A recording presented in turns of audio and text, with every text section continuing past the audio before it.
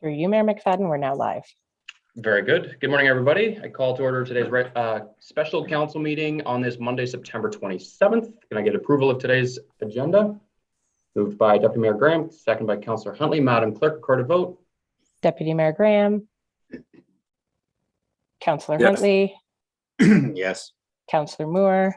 Yes. And Mayor McFadden. Yes, motion is approved. I'd ask that any members declare any pecuniary interest and the general nature thereof at this time or when the situation arises. Seeing none, there is no closed session. We'll move straight into our presentation, item 6.1, update on the Peterborough County Official Plan Project. Ian Mudd, Manager of Planning, and Keziah Holden, Senior Planner. Welcome, Keziah and Ian.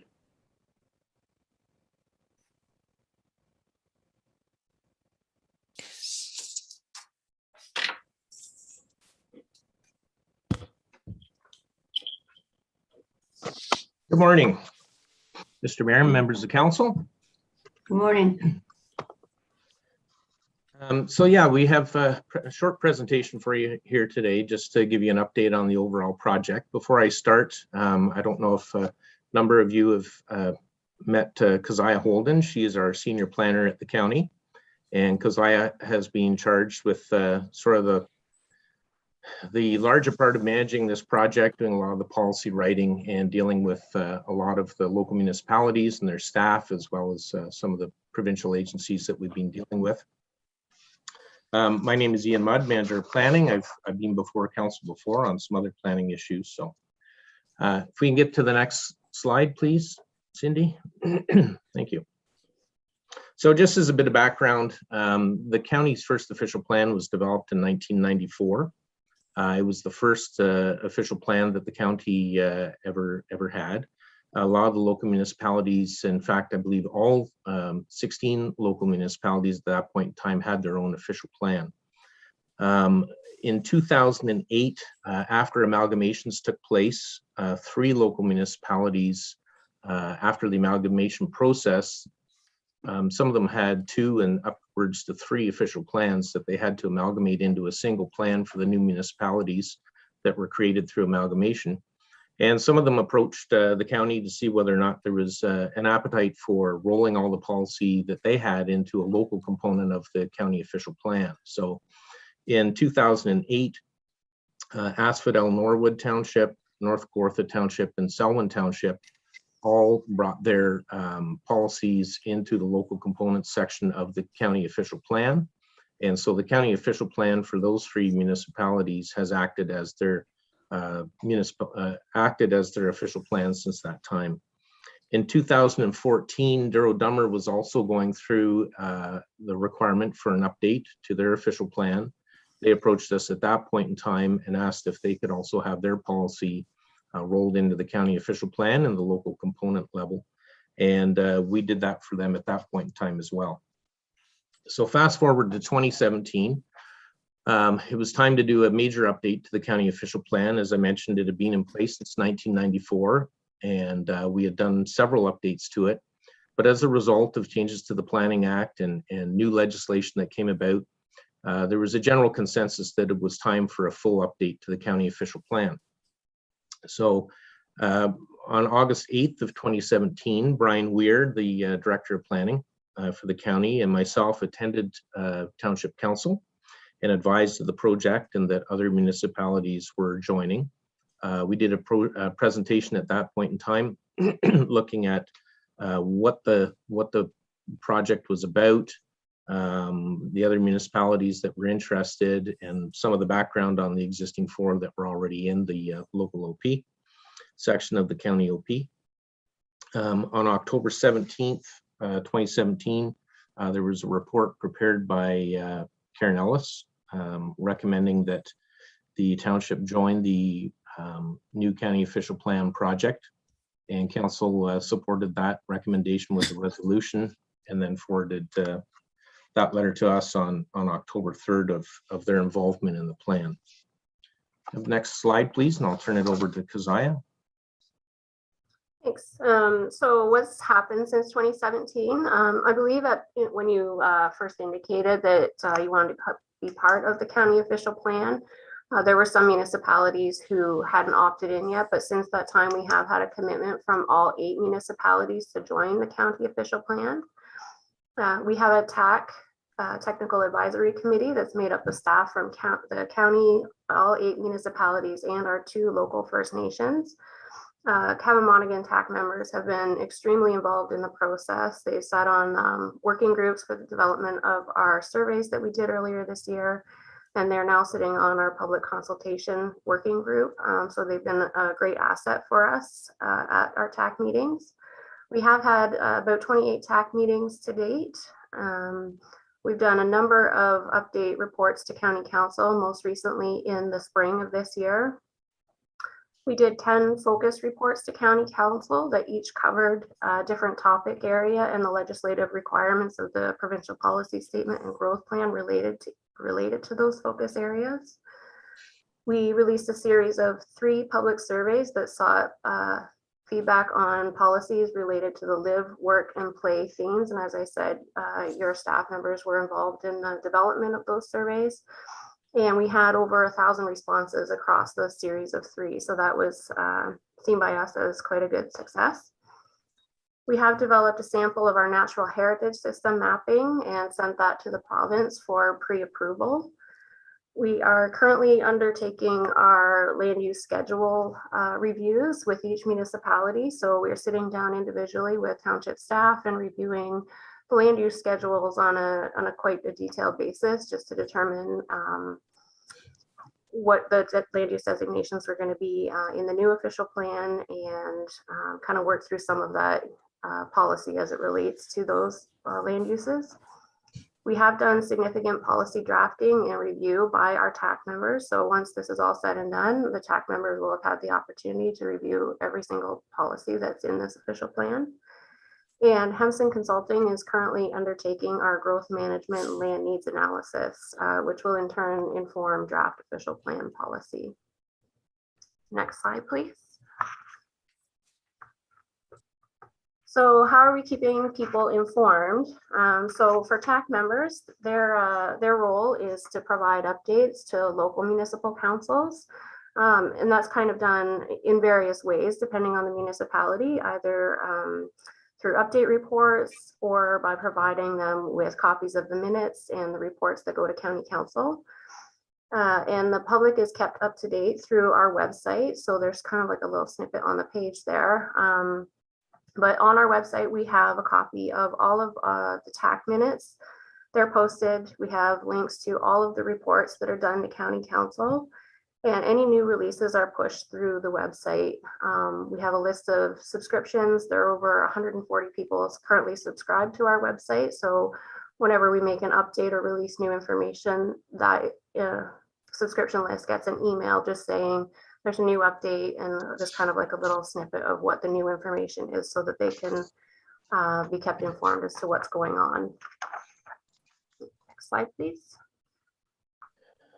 Okay, so I'll jump back in here. So there have been some delays and setbacks with the project, and I've just listed some of them here. There's been a release of new provincial legislation during the development of the document. So it seemed for quite a while there, every time we made one step forward, there was 2 steps back, right? So we had the new 2017 growth plan was released, a new slate of policies, legislation methodologies that were associated with that.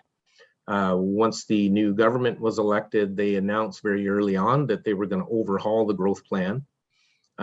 So as a committee, we determined that we were still going to continue on with the development of policy. We try and work around a lot of the growth plan stuff, and just continue to work on policy and mapping schedules that we could, so that we could keep the plan marching forward. As noted by Keziah, we've had over 28 TAC meetings. So we did keep a regular monthly schedule to move forward with TAC meetings every month to continue the project forward. In 2017, the new government released a new growth plan. So there was an overhaul to the policies. We did have to go back, revisit some policy areas, ensure that they did in fact reflect the policy in the new growth plan. It's important to note that anytime you've got new legislation that released, there's an interpretation period on reviewing that type of legislation and understanding exactly what the legislation means and how it's to be interpreted. So that's a process that we've been going through in the development of the policies. And then most recently in 2020, we had the release of the new provincial policy statement. So again, we had brand new provincial policy released. We had to go back and revisit some of the policy sections that we had already written to make sure that they were in conformity and in compliance with the provincial policy statement. As Keziah mentioned, we were required through the growth plan, there's new natural heritage mapping requirement. The province has a very general natural heritage mapping system. And it covers, to be quite honest with you, the whole north end of the county is essentially covered in green, meaning that the natural heritage policies apply across the entire north end of the county. There is the ability to further refine that mapping, and the county had been involved in a Kawarthas naturally connected mapping process back in 2017, 2018. And we had developed natural heritage system mapping through that project. And there were partnerships through the Ministry of Natural Resources, City of Kawartha Lakes, Durham Region, Peterborough County, Ducks Unlimited, OFA, the conservation authorities that were located within that area. And so we came up with a very detailed natural heritage mapping through that project. And so what we have done is approach the province and asked if we could refine our mapping as permitted under the legislation to use that mapping. So we provided that in December of last year. We are now well into 10 months, going on to 11 months of waiting for a response. We have contacted the province on numerous occasions asking when we can expect to receive that mapping, and have been advised that it is in the queue and they have not had the ability to review it and get back to us yet. So that's, again, another large setback because a lot of the mapping associated with this document, it's not going to be produced overnight. We need to know if they will accept our mapping refinements, and if not, then we will need to go back to the drawing board and see how we can address the mapping. Also, we've had obviously COVID-19, so we went from a very productive setting where we met at the county here in one of our committee rooms with all the TAC members, and we had really good open discussions on various policies and the development of policies, and then reviewing drafts. When you move to a virtual meeting session, you just you don't have that same, in my view, you don't have that same ability to work through and discuss policies in the same context you do when you meet face to face. And also because of COVID-19, a number of the TAC members in some of our municipalities, all of our municipalities, have been very busy with development applications. So we have had some spotty attendance from time to time at our TAC meetings just by virtue of people trying to do their regular township work as well as trying to be involved in the TAC. And I guess lastly, and we've had a turnover in TAC members from our local municipalities. So we've got 8 municipalities involved, and other than your municipality in Asphodel Norwood, we've had a turnover of staffing at the other municipalities. And so in some cases 2 and 3 times. And so we've had to bring those members up to speed on the project, the policy development that's happened to date. And so that's been, in fairness, a bit of a struggle just to keep the TAC members consistent and focused on a project of this size. Next slide, please. So this is a snippet from a council presentation report we provided earlier this year on an anticipated timeline. I know council is being provided this in advance. First quarter, second quarter, things have been addressed. We're in the third quarter. We are going through the growth plan analysis right now with Henson Consulting. They have released to our TAC draft of the population allocation work, and on September 30th, so Thursday of this week, we're having another meeting with the TAC and Henson to look at the lands needs side of it. So we've seen what the projections are for the growth side of it, and we're now going to see what the lands needs side of it, how many acres of land need to be designated for each municipality to achieve those targets through the growth allocation. You'll see in the third quarter, we've got seek input from county and local councils. That has been delayed, and part of that is related specifically to the mapping. Obviously, land use schedules are a huge component of any official plan. You can write all the policy you want, but you need to know where the designations lie so that people can see the extent of the policy coverage and where it's going to apply to. And it's another thing when you go out to the public naturally, when you have an open house or a public meeting, they're focused on schedules. The first question is always, where's my property? What's the designation on it? And how's that going to impact me? So the mapping component of this project has been delayed as a result of that, even though Kazaya and all the municipalities have worked through a lot of the mapping to date, but we're still missing that provincial sign off on some of the work. So the goal is we do have to go through a public consultation phase. We have created a subcommittee of the TAC to look at public consultation during COVID-19. So that committee has been working away, trying to develop various ways that we can reach out to the public, meet the requirements of the Planning Act for consultation, and move the project forward. Next slide, please. Oh, and sorry, just one thing before we move forward, Cindy. It should be noted that in the legislation passed by the province, there is a requirement that this project has to be completed by July 1st of 2022. That deadline was set by the province. We received a letter from the minister, I believe it went out to all municipalities, advising that there would be no extensions to that deadline, and that provincial staff were available to assist counties and other municipalities going through this project with meeting that deadline. So as I mentioned, we have fed back through the province to say, you know, we have the minister's letter. There will be no extensions to the deadline. You're supposed to be helping us through this process, and we've been waiting over 10 months, going on 11 months for a response on mapping. So we're having trouble trying to move our project forward to meet your deadline if you're not providing us the feedback that we need as promised by the minister. So we have had those conversations with the Ministry of Municipal Affairs and Housing. Next slide, please. So this is the last slide in our slide deck here. So the growth management study, lands needs analysis, just some of the outcomes and deliverables. As I mentioned, this was awarded to Hempson Consulting to undertake this project earlier this year. So they're going to complete the lands needs assessment methodology. It deals with population and employment, and that methodology is set by the province through the release of the 2019 growth plan. And so for the county, they're basing it on Schedule 3 of the growth plan, which allocates the growth targets for all of the upper tier municipalities within the Greater Golden Horseshoe. And we've also requested them through County Council. We had a good discussion about this, and we've also asked for a high growth scenario to be produced as well. They're going to look at the evaluation and suitability of greenfield and intensification targets.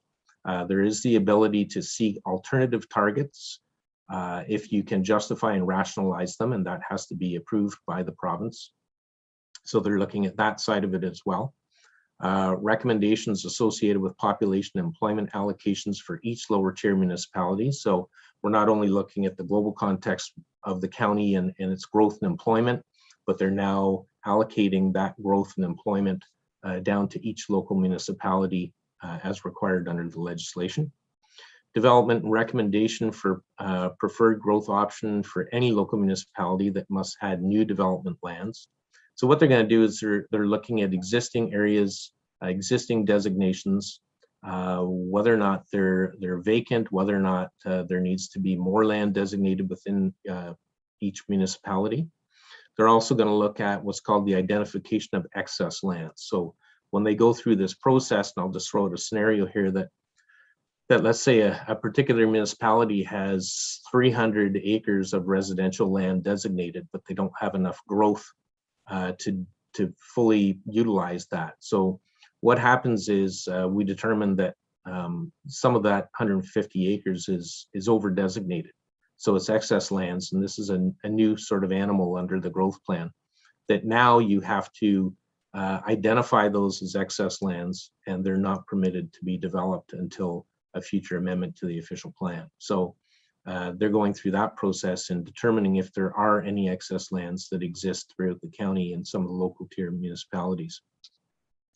Also preparing policies to implement the preferred growth scenario, including policy pertaining to achievement of the intensification targets. So again, as we look at the allocations, we look at the intensification and greenfield targets, we now have to produce policy and put it in the plan on how we're going to achieve those goals and how development is going to happen through the county and in particular our local municipalities. And then lastly, they're going to look at the identification of strategic growth areas where appropriate. And that was something that came about through your municipality's project on your growth management study and looking at employment lands. This is something that we've also asked of Hempson to look at the possibility of strategic growth areas as they specifically relate to employment. So that's just a general update for council on where we're at in the project. As Keziah mentioned, we've had very good assistance from two of your staff members that sit on our TAC. They're regular members at the TAC meetings and have provided a lot of input on the development of the policies and also going through the mapping with Keziah that she mentioned. I believe Keziah mentioned they've spent over 5 hours going through detailed mapping together and trying to work through some of the designations. So really happy with the involvement that we've had from your staff to date. So I'd be open to any questions, Mr. Mayor, that council would have at this point in time. Very good. Thank you, Ian and Keziah. Questions from members of council?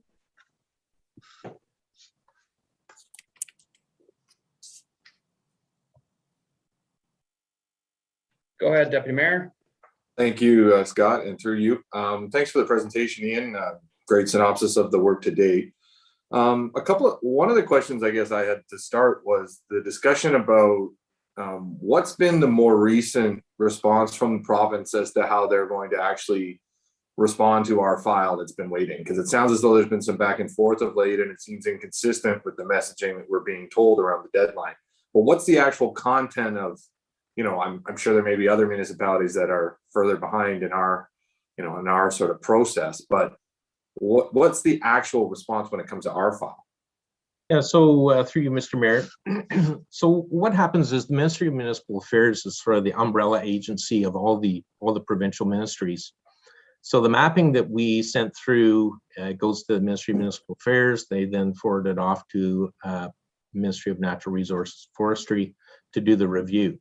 So we have fed back through the ministry. We've tried to contact the Ministry of Natural Resources staff directly. We've been asked not to by Municipal Affairs and Housing, simply because it takes away their time of actually reviewing project materials and getting through their backlog and their queue.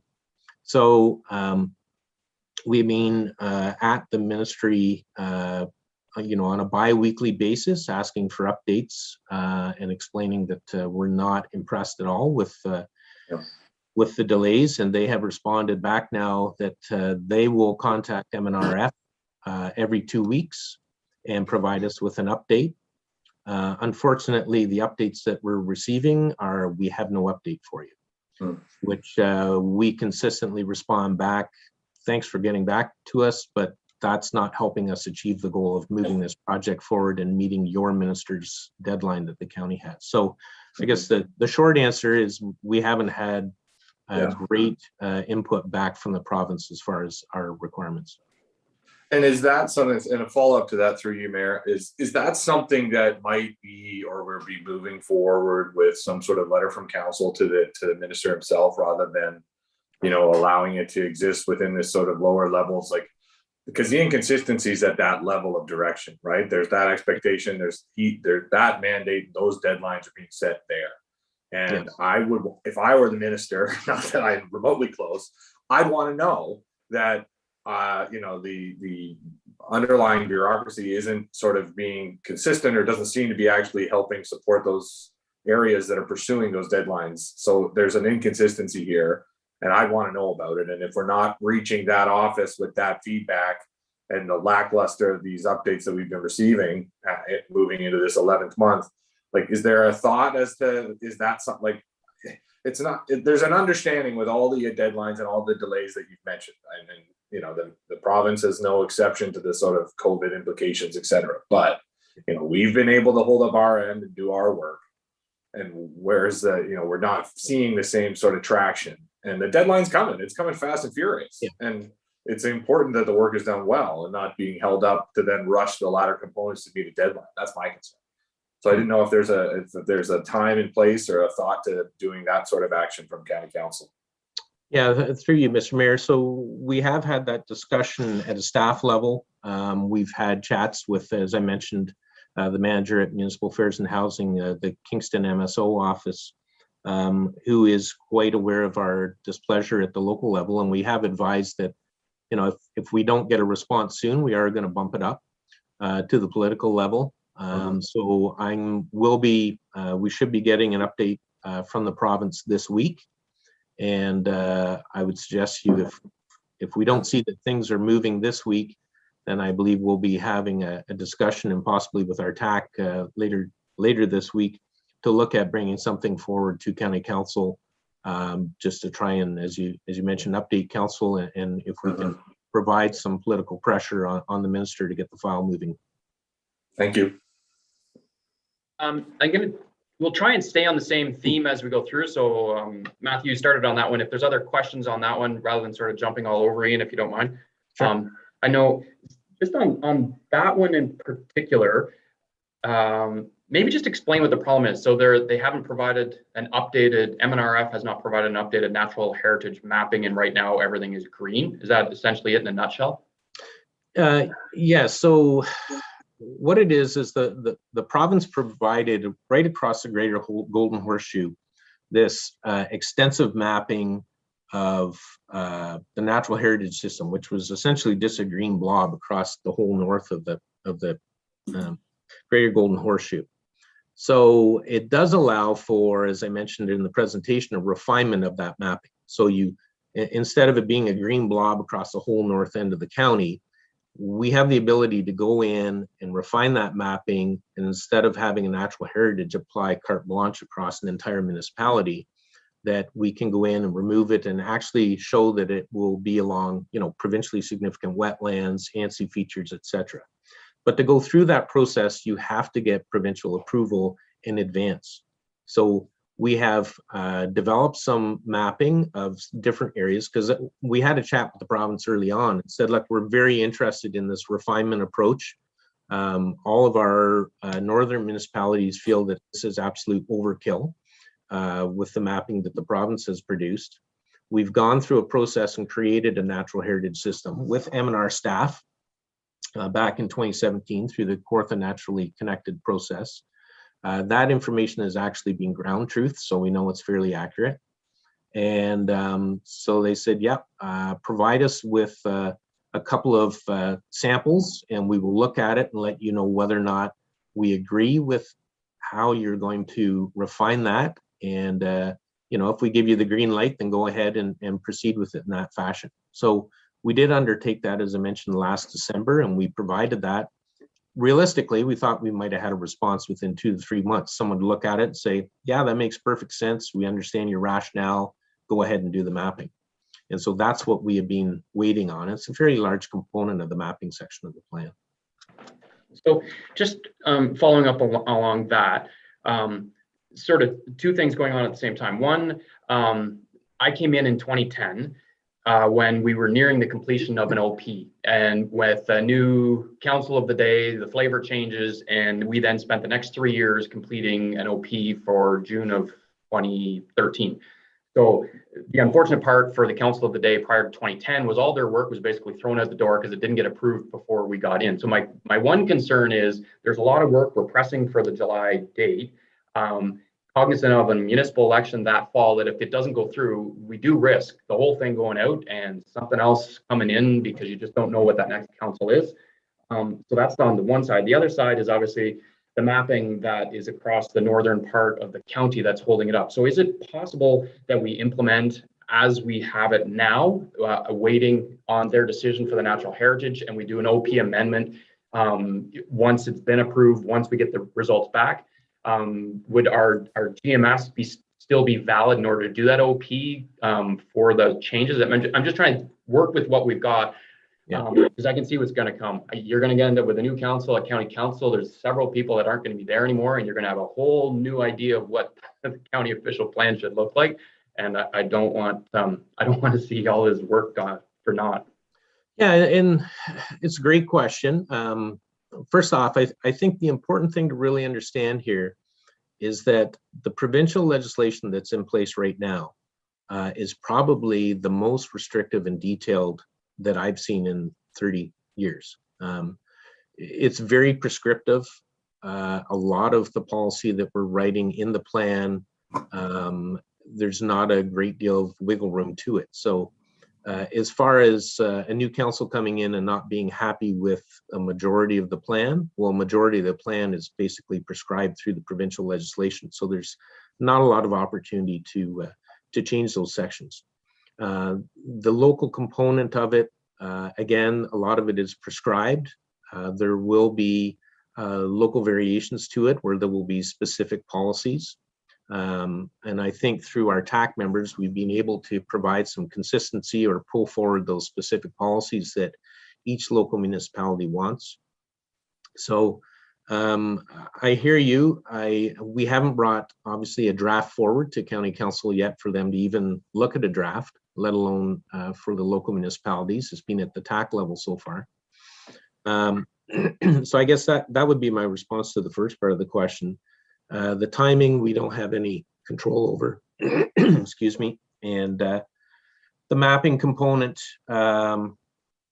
if I understand your question, you would say move forward with the existing mapping that the province has produced and then go forward with a revised mapping if it's approved by the province in the future.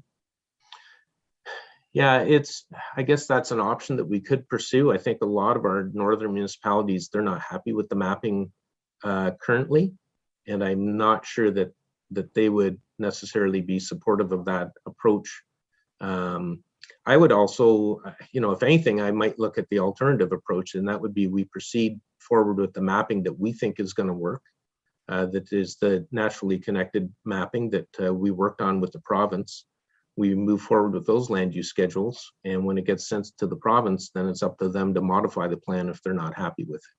So I think, when it comes to that, if we really need to push, then we should be in the driver's seat and dictate how we want to move forward. And this is the mapping that we like as a county and as our local municipalities. And if the province isn't happy with it and they don't think it's consistent with the legislation, then let them change it. Okay, so would there be, and I'll have that question later, just on the pros and cons of doing one official plan versus doing the two separate. Obviously, my one concern is Cap Monaghan getting dragged into this mapping issue and the OP being delayed as a result of the northern municipalities. Most of our growth areas have been identified, and we can pull out that layer for within the urban settlement areas. So it's not a problem for us. It may be outside of that, and we'd have to deal with it, but the majority of our growth, I believe, is within those urban settlement areas. Right. But my concern is, and this is what we saw in 2010, was we saw the shift of the growth after the election from Fraserville over to Millbrook, and the opposite could very well take place if this is all up for discussion following the 2022 discussion, whereas the growth won't occur in Millbrook and it's going to be shifted back over to Fraserville. And it's easy to say it won't happen, but it already did happen the other way in 2010, and that's literally what took another 3 years. So I guess my question is, at what point do we commit that we're going to be submitting something for that July date and have everything done? I'm concerned with it's sort of one of those things. Do we stay in with the county and let them fight that battle, or do we try and pull out just to get ours done? Because it is really critical understanding how significant that OP is for us. Yeah, so a couple of responses to that. So first of all, I just want to clarify that the natural heritage mapping applies across the entire county, right? So it has the largest impact to our northern municipalities, but it obviously also applies to our southern municipalities. So we're looking at tweaking some of the areas to the south as well. It's going to have the biggest impact to the north, but there are tweaks to the south as well. So I think that's the biggest thing you got to look at. The other thing you have to keep in mind is that if you're looking at pulling out or doing another official plan process at the township level, there's a requirement now, like obviously under the Planning Act, that the lower tier municipality official plan has to conform with the upper tier official plan. And the other side of it is all this new allocation work that's being done that has to be vetted and approved by the province, and that allocates the growth to the lower municipalities. So I think even if the municipality wanted to proceed on its own basis, you're still somewhat caught by the work that needs to be done at the upper tier level that will determine how the local municipalities move forward. And that's just by the way the legislation is written by the province. So there wouldn't be any advantage to having our local OP completed and done at the local municipality to send it off to the county? Like, would it not prevent us from having to redo a local OP if we've actually approved one by July at a local level? The issue would be whether or not it would be in conformity with the upper tier. So we still have to go through our process, and you would have to assure that your work aligns with ours. And obviously ours is being held up by the province. So I don't know that I'm providing you a great answer to this, because I don't necessarily have a great answer to it. Other than I think the way that the province has developed the legislation is that the upper tier has to do its work, it has to be approved by the province, and then it rolls out at the lower tier level. Yeah, So we're just Yeah. trying to consolidate all of that into the county OP project. We're dealing with the upper tier allocations and everything, and it's also capturing the local tier at the same time, so that it's one document and it can be produced at one point in time and approved at one point in time by the province. I guess what I was more worried about or concerned, it wasn't so much the intricacies of the refinement of the natural heritage. It was more the bigger decisions of where that growth is going to go. Because I would suspect that if the local municipality approves an OP that directs the growth to Millbrook and then sends it to the county, and if the county can't accept it because it doesn't comply with what you're dealing with the natural heritage, et cetera, refinements would be required, but it wouldn't trigger a reconsideration by the local municipality to take a look at where our growth's going, so that all of a sudden the new council comes in and everything in Millbrook's canceled and everything goes over to Fraserville. But like, so that's the core component, that an additional, in our case, 3 years that it took to get the last OP through, that I'm trying to avoid. Right. And I hear you. I think the biggest thing to keep in mind is that the work that's being done by Hempson is looking at the allocations to all the local municipalities for growth. And I can tell you, having seen a draft, that all municipalities are in fact getting growth. It's not that anyone is tapped out. There is growth. Some of them are getting a higher level of growth allocation than others, and that's because they are service municipalities, and that's where the province wants to see the growth happen. And so the second component of that obviously is the land allocation, so where the land is going to be allocated for that growth. And what's going to happen is Hempson is going to say, in order to achieve this growth, X number of acres needs to be provided and designated for that growth to happen over the next 30 odd years. So that's the discussion that's happening at the TAC level with your staff, providing mapping and saying, here's where we're going to, here's where we're saying that the growth should happen. Obviously, for a service municipality, you want to try and continue to build off existing servicing systems. And so, that side of it, we're relying on your local staff to provide us with direction on where you want the growth to happen and where it makes sense to happen. Very good. And my apologies, Karen, your hand was up. Go ahead, Karen. Mayor McFadden, members of council, thank you. I just wanted to chime in, and Ian touched on it a little bit, that to be very clear, the natural heritage mapping produced by the province does apply to the township of Cavan Monaghan as well. And we do have substantial areas that are included in that natural heritage system.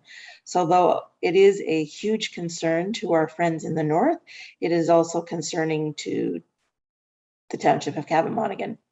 So we are very much in support of having refinements to that mapping completed so that it is accurate to the best of our knowledge, what we know about what is actually on the ground.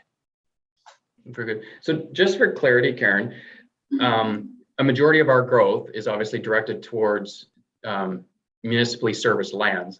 So regardless of whether the provincial mapping has natural heritage going across those areas. As long as it's in the rural settlement area, those can be excluded, correct? Yes, I think at the TAC though, Ian, and Keziah, correct me if I'm wrong, but at the TAC meeting, I think that you can't really just cut it off at the boundary. So there is going to be some policy framework around the natural heritage features in settlement areas as well. But it's not going to be quite as restrictive as what you might find in the agricultural and rural areas. If I could just add on to that. Sure. Yeah, through you. Yeah, Karen's correct. There will be natural heritage features like wetlands and that kind of thing recognized within settlement areas, but the natural heritage system overlay, which is that larger piece of provincial mapping, that does not apply in your settlement areas. So that's correct. Kind of the differentiation. Yeah. But just to be clear, the provincial mapping that we're putting in, we're not suggesting, and one of the modifications that we're providing back to the province isn't that we're going to eliminate wetlands. So my point is the natural heritage system that the province is providing that we're trying to modify essentially doesn't exist per se within our urban settlement areas, because the wetlands is a wetland and we can't change that part. But the actual designation wouldn't exist in our urban settlement area, which should accommodate a majority of our urban centric growth.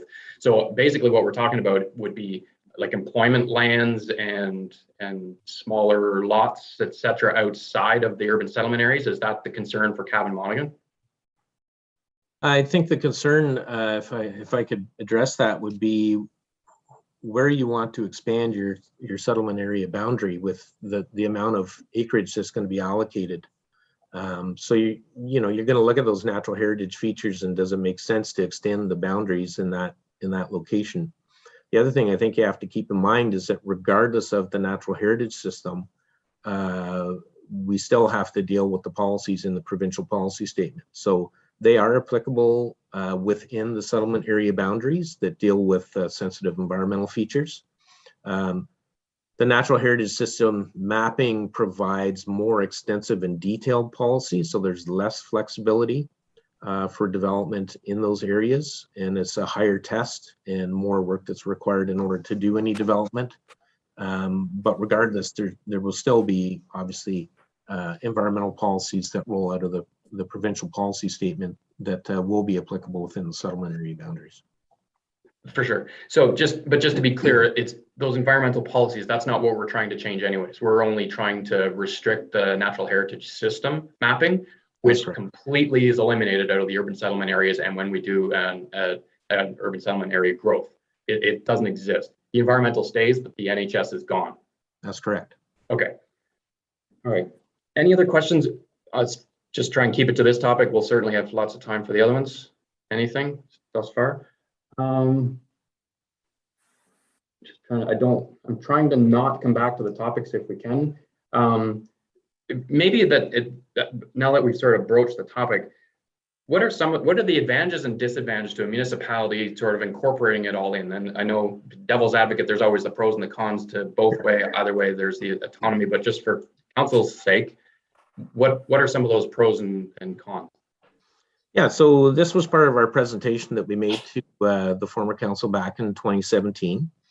So, some of the reasoning why other townships have joined the process that we're aware of, cost savings. So no longer responsible for paying for a 5-year update. So obviously there's a cost associated with 8 municipalities maintaining their own local official plan.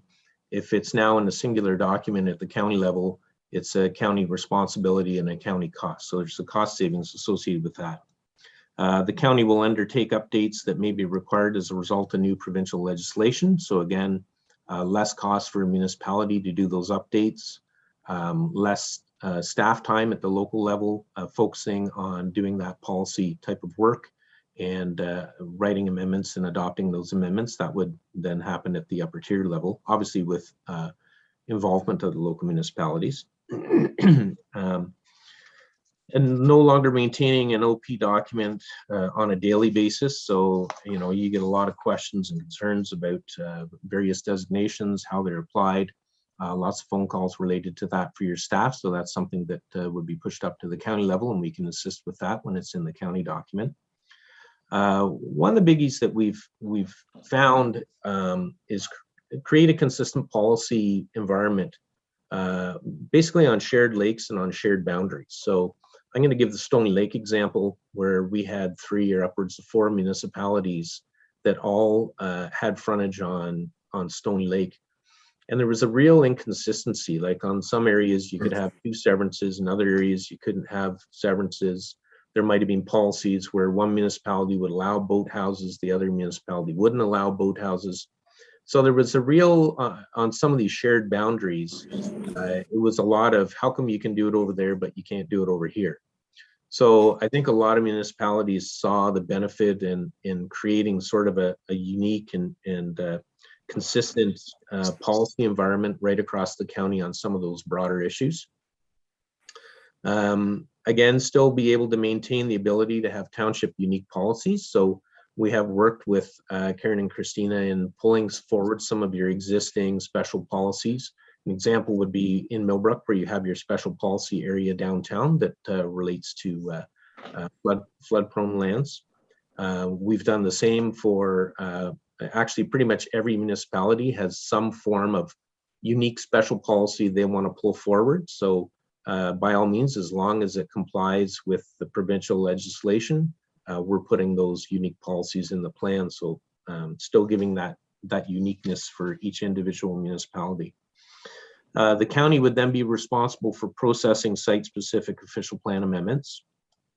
But local council hosts public meeting and receives a portion of the application fee, which I believe we give $1,000 back to the local municipality right now. And just thinking about that one a little more, we had a planning committee meeting the other day, Mr. Mayor, and you had posed a question on a specific file on how we could have streamlined it a little more. And I got thinking about it in the context of a single tier plan. And we could have had a report forward on that amendment at the county level if it wasn't a 2-tier approach, probably back in June of this year. So you get rid of that duplication of process when it has to be dealt with at one level and then pushed up to the other level. So I think by eliminating sort of a bit of that duplication, it might also help with moving files along faster. As with today, our county GIS department maintains the OP schedule mapping, and will continue to post that layer on the GIS for township staff to utilize. And I think lastly, and this was the biggest one for a lot of our local municipalities I'm to understand, is that because the local official plan needs to conform with the provincial policy statement, the growth plan, the county official plan, that most townships felt there was very little left that was township specific, which warranted keeping its own official plan. You'll find that with a lot of the municipalities that continue to maintain their own official plan at this point in time, you've got similar policies across the board that are simply implementing that provincial legislation. So I think there was a thought of, there's not a lot of local autonomy left as a result of provincial legislation. So if it was dealt with in an upper tier document where we still had the flexibility to have some of our own local policies in there, that it just made sense instead of maintaining your own official plan. Very good. So we'll stay on this topic for a bit. If there's questions related to that, to council. Okay, so a couple things that come to mind. So I understand the autonomy, and an example of, and I understand the consistency, because when one neighbor gets to do something on Stony Lake and the neighbor right beside can't do it because, and I understand the frustration of the individuals. We're not a waterfront community, so that really doesn't apply to us. But then again, we're an agricultural community, and we also have high growth, which is completely different than a majority of the other municipalities. So we, upon ourselves, we have our own issues. So a simple example that we just dealt with, as an example, was on-farm diversified use. And I think, right, although OSM's already integrated what they believe they would like, it wasn't just a straightforward drop in, and it was very clear that others didn't want it. So we'd have a general policy, and then OSM would have their own policy in that case. Again, it goes back to the one neighbor be able to do it on one side of Highway 28 and the neighbor on the other. So I understand that, but I see us as having a lot of those conditions in there in order to maintain our autonomy, especially when it comes to growth that may not be an issue elsewhere. So then it's a fine line. I'm struggling with that part because basically you're taking your hours and we're putting it into the end of it. And then all of that work gets transitioned from the lower tier to the upper tier, which is fine, which is this overall savings at the end of the day from a costing perspective of not having to do it twice. But with this influx of work and 8 municipalities pushing all of their work to the county, literally takes it off the lower tier and pushes it to the upper tier. So with what's the expected increase in workload at the county and how are we going to deal with that? Yeah, so I guess it's a hard question to answer. We're doing it right now for 4 of our local municipalities. It's not a huge amount of work, to be quite honest with you. We deal with site-specific amendments all the time for development to move forward in those 4 municipalities. And as I mentioned, we do work closely with staff because obviously there has to be municipal support for moving forward with those applications.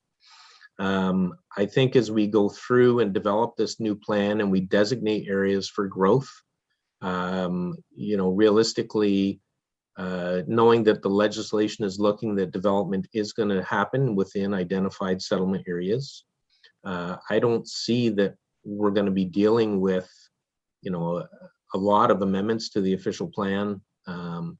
We are totally updating this document. We're dealing with a 1994 document right now that is short in a number of areas, which is why we're doing this update. And some of the designations that, the site-specific official plan amendments that we've been dealing with over the last few years are related to some of the consistency with provincial legislation.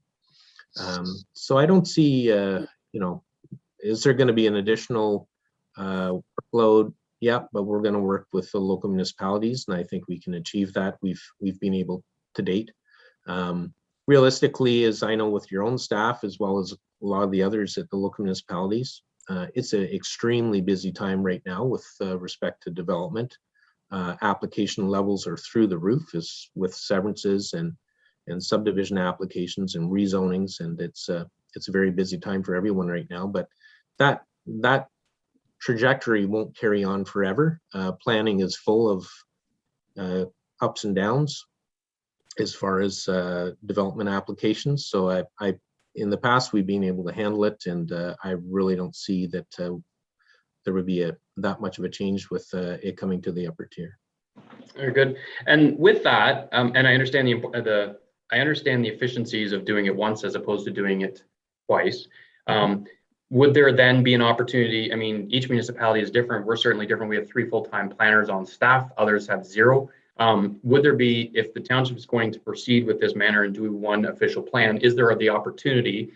Is this another one of the items that it could be up for consideration as far as a delegation to the lower tier to enforce the official plan? That would be a decision of county council. So I don't really know that I have an answer to that question right now. No, sorry, I didn't mean for you to weigh in on the political side. I just meant, is it something that can be delegated? In other words, the way the delegations work from the province, that they push it down to the upper tier, is it something that could be delegated to the lower tier from a technical perspective, not a political perspective, but from the technical perspective? As far as maintaining that section, I'm not sure I'm following your question. As far as maintaining the official plan? Yes, so something that's specific to our township. So just take Tower Hill North, in other words. So could the OP that's required to be approved at the county level, could that authority be delegated to the lower tier? So in essence, that's done at the lower tier and completed, so that you got a one-stop shop. You've only got one OP, and it's the lower tier staff that are responsible for the implementation of it. In fairness, I don't think I have an answer. I would have to check into that. I'm not sure if you went to a single tier plan, whether or not you could still proceed with that at the local level as far as implementing that. So I would have to look into that and get back to you. Okay, and so if we do go to that single tier, similar to the city has to send theirs off to the province to be approved, but right now the lower tier, upper tier, you've got the delegated authority to do the approvals. If we go to the single tier system where it's all at the upper tier of the county, is that going to introduce an approval back to the province? It does not. The county of Peterborough has exemption. We were provided exemption a number of years ago. So when county council makes a decision, We provide the notice of decision as required under the act. There's no requirement to forward it on to the province. There was a time when we had to, and that did in fact add delays, and we lobbied for exemption and were provided it by the province. Very good. When we can see how the delays occur like with the natural heritage system and that whole Yeah. discussion, so you wouldn't want your OP sitting behind that. That's right. Good. Any other questions along this top, pros and cons of implementing the OP into the county? No? Okay, on to the next topic. What topic do we wish to broach next?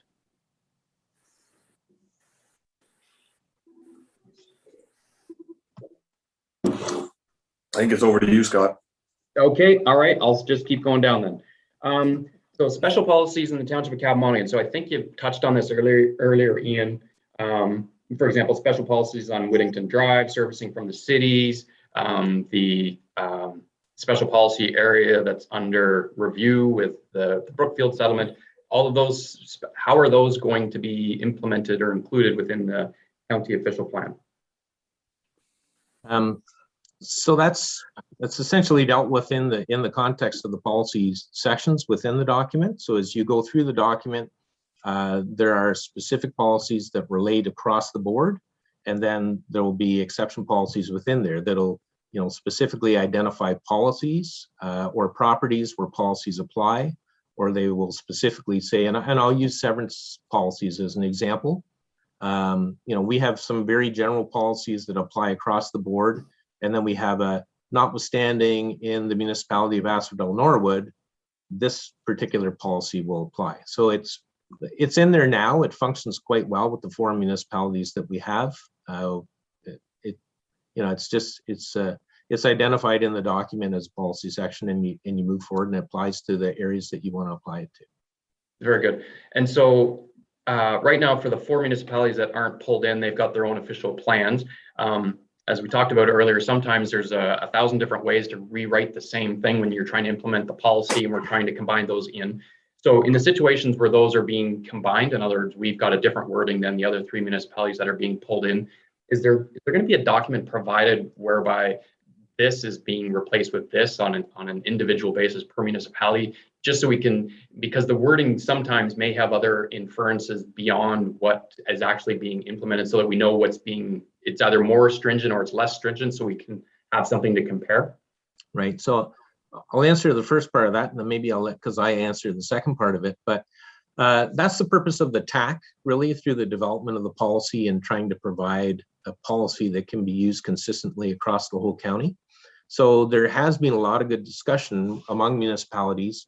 Let's say it relates to agricultural policies, where you've got a municipality that says currently we have this, okay, and municipality B has this, and municipality C has this. So we said, okay, you're all somewhat achieving the same goal here. So how can we write this that satisfies everyone? And in some cases, in fairness, we've looked at the wording that a particular municipality has, and everybody's kind of looked at it and said, you know what, that wording works best for all of us. In other cases, we've said, let's see if we can morph these 3 policies together. And, there's been times where we've gone and looked at certain policies, and it's gone back to the TAC on 2 or 3 occasions for the TAC members to actually feel comfortable and think, yep, that's the wording that we all understand what it means, that it's written in plain language. We all understand how it's going to be implemented.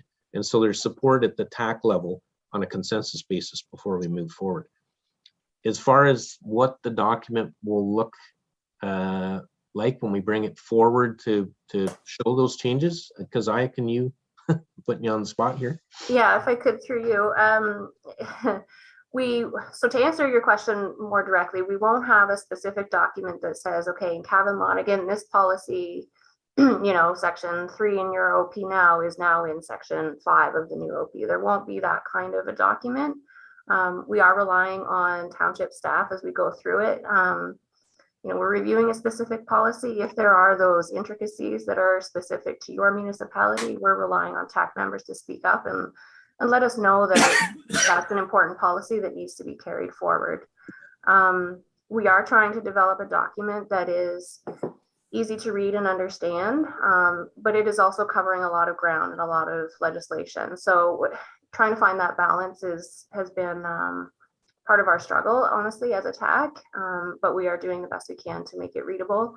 And to Ian's point about looking at local policies, we have looked at Kevin Monaghan's official plan because it's the most recent and most forward-looking. We have used it as the example in a number of occasions. So you may find that some of the language in the new official plan does reflect some of the language that is in your current official plan. Very good. So I guess my question would be to Karen or Christina or John, recognizing that, and I understand the importance of trying to be consistent across the entire county of Peterborough, but at the same time, it is all in the wording and the interpretation. So the difference between a may and a shall between one version and the next is rather significant when it comes time to implement it. So I guess to our representatives, is there some way that our council is going to be presented with that delta? Because my biggest fear in all of this is the unintended consequences of something that ultimately it's going to come back that yes, council approved it, but when I'm unaware of an intricacy of something that's changed and the unintended consequences that can necessarily go with it, I would appreciate to have the heads up just so that myself, I have an opportunity to go through it. And as you can see within the council with 5 members, we can have 5 different opinions about whether or not we like something. So my only concern is that the council has no idea some of these intricacies that may be getting changed at TAC committee and how that would fall out.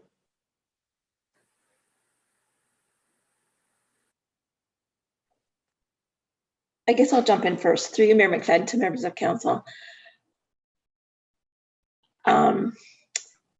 If I could suggest that we can certainly do our very best to provide you that framework that indicates where we are today and where we are proposing to move forward to.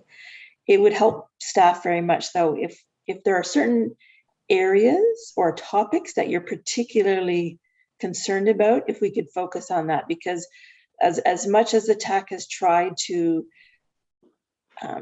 keep the OP policy very succinct, we are now, I think, looking at 140 pages of words. So for us to go through page by page and say, so we've got may and shall, and maybe it's only going to be 4 or 5 situations, maybe it's going to be done. I can't tell you that answer today, but we can certainly do our very best to give you that framework and point you in the direction of those areas that we think have seen the most significant changes and will have the most impact on how Kevin Monaghan moves forward in the future. Okay, I guess it's sort of both sides. It's not only what we're trying to protect, it's there might be items within our official plan that we like and they're there, so it doesn't raise a flag because it works well. But I'd like to be reassured that those sections aren't necessarily being changed. And I'm not expecting them to change, but if we're going to try and bring it into consistency, sort of therein lies the problem. They'll say, well, I thought that's how it worked. Well, no, it changed as part of this process. If I'm not aware of what's changing, if you're not doing the work, then I'm going to end up having to do the work, because I do have concerns of things being dropped, not so much the added, because I can see that, but the drop, simple things where we might be different. We require an economic development and a feasibility study done for future residential development. Is that something that's going to be common across all 8, or is that something that's going to be only within our piece? And how's that going to roll out? And that would be, if it's going to be consistent amongst all, well, there's 7 other municipalities that probably didn't have that condition before. They probably want to know the unintended consequences that can bring about in the development process. Through you, Mayor McFadden, to members of council, I understand what you're saying, so we can certainly, it's important what's in there and it's important what's not in there. I understand that. I think for some things like our financial impact study, it will be in the list of studies that will be required or may be required depending on the application. So it's probably something that would be up to local municipality to decide whether that is a requirement for us. So there will probably be some flexibility across the county because it will just be included in a list of studies similar to what Kevin Monaghan has today. And we, depending on the application, we pick and choose which studies apply. If I may be so bold as to suggest, starting now, if council could identify if they're the really important things for them, and we'll try to keep track as we go along throughout the entire document. But if we start now with things that are still being discussed, if we can note that and say, okay, this is, in terms of agricultural policies around farm diversified uses. Like, we know right now we don't have a policy that specifically permits that. We know that provincial legislation does permit a wide range of on-farm diversified uses. We know that Autonomy South Monaghan did an OPA. They've opened it up to be very broad. We also know that the agricultural community has some concern. I think staff has some concern as well. So how Cavan Monaghan moves forward, I think, is we're probably going to be looking at you to provide some input to staff to take to the council to tack on that matter. But we can also identify, okay, we don't have anything right now. This is where we're moving. This is where the province is, and this is where the county OP is moving to. And so how would you like council best to sort of bring those ideas forward? Because just for example, if out of the blue today, we just have a discussion on-farm diversified use and what's each member of council's feelings towards it, and how would you like the current policy modified that Autonomy South Monaghan has, myself included, we have no idea. So we haven't had that fulsome discussion on that, or the consequences of it, or the unintended consequences of it, or whatnot. So I don't think it's realistic to think that members of council are just going to submit concerns on these broad topics. I think there needs to be something more formalized. And I see John with his hand up and hand down, but I see his video, so he's ready to answer that one.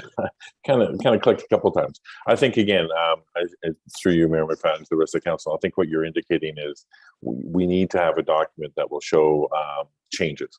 And I think there's a lot to expect council to be so well informed on the nuances of what's currently now a 212-page local OP to say, okay, what's being proposed and what's the net effect one or the other. You aren't the planners, you rely on us to do that. So I think what we'll do is, certainly it will be helpful if there are some key areas where council wants to look at, we can focus on it. But I think the obligation of bringing this forward at some point, whatever that date may be, will be that we highlight the areas where there are changes, where there aren't changes, what you have now versus what is being proposed in the county OP. And it is going to be detailed. There'll be a long discussion, long meeting, but it's of that level of importance. The council be aware of what's changing, what are meeting the expectations as Ian and Kazai have laid out in terms of what a new county OP would look like versus what may be either lost or enhanced in what's the current model now versus the new county one. So I think, again, staff will have to make sure that it'll be a very long discussion, but it's a very important one. Very good. And there would be probably several of them, because it'll be too much in one meeting, as you've indicated.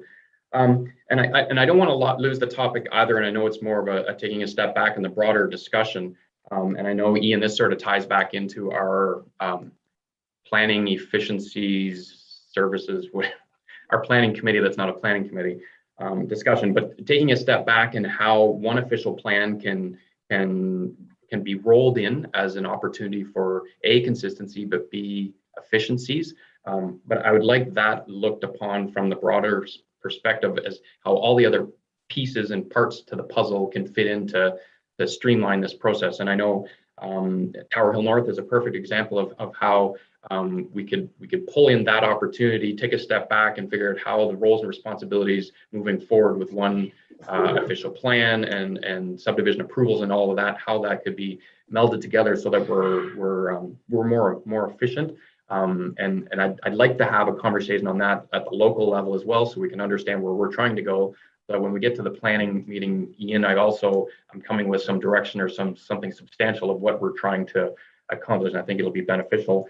And much like the official plan, I suspect what you're going to find is various municipalities of the 8 are going to want to do different directions and provide different guidance in it. So I think it's, I don't want that topic lost to John and to Ian specifically. And I don't know how we come back to that discussion or circle it back, but I think it's very crucial to the bigger picture of the efficiencies and streamlining. Okay. Any other questions from other members of council at this point? Was John saying something? Did I miss one? No, I was just simply saying, I hear you, and we'll make sure Okay. that we can come back with that. Thanks. Okay, Stephanie. good. Okay, so I'll switch streams again. Agricultural uses in commercial and industrial designations. Is that something that we're going to be able to tackle within the OP, or is that something that's going to come down to the zoning that corresponds with the OP, or how would we deal with that? And I'll just give you a couple examples.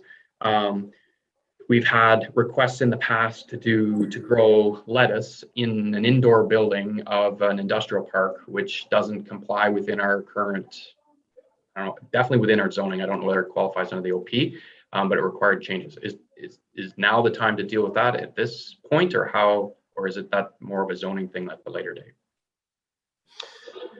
Through you, Mr. Mayor, I think at this point in time, if there are specific uses that a municipality would like to introduce, this is obviously the time to roll that into this project and say, you know, in employment areas or industrial areas, look at the types of uses that you want to add.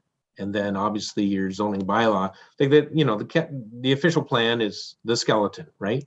And then your zoning bylaw adds the meat to the skeleton. So you'll have your specific detail for those types of uses outlined in your zoning bylaw. But your bylaw has to comply with the official plan. So if there's specific uses that you want in there, they need to be identified now.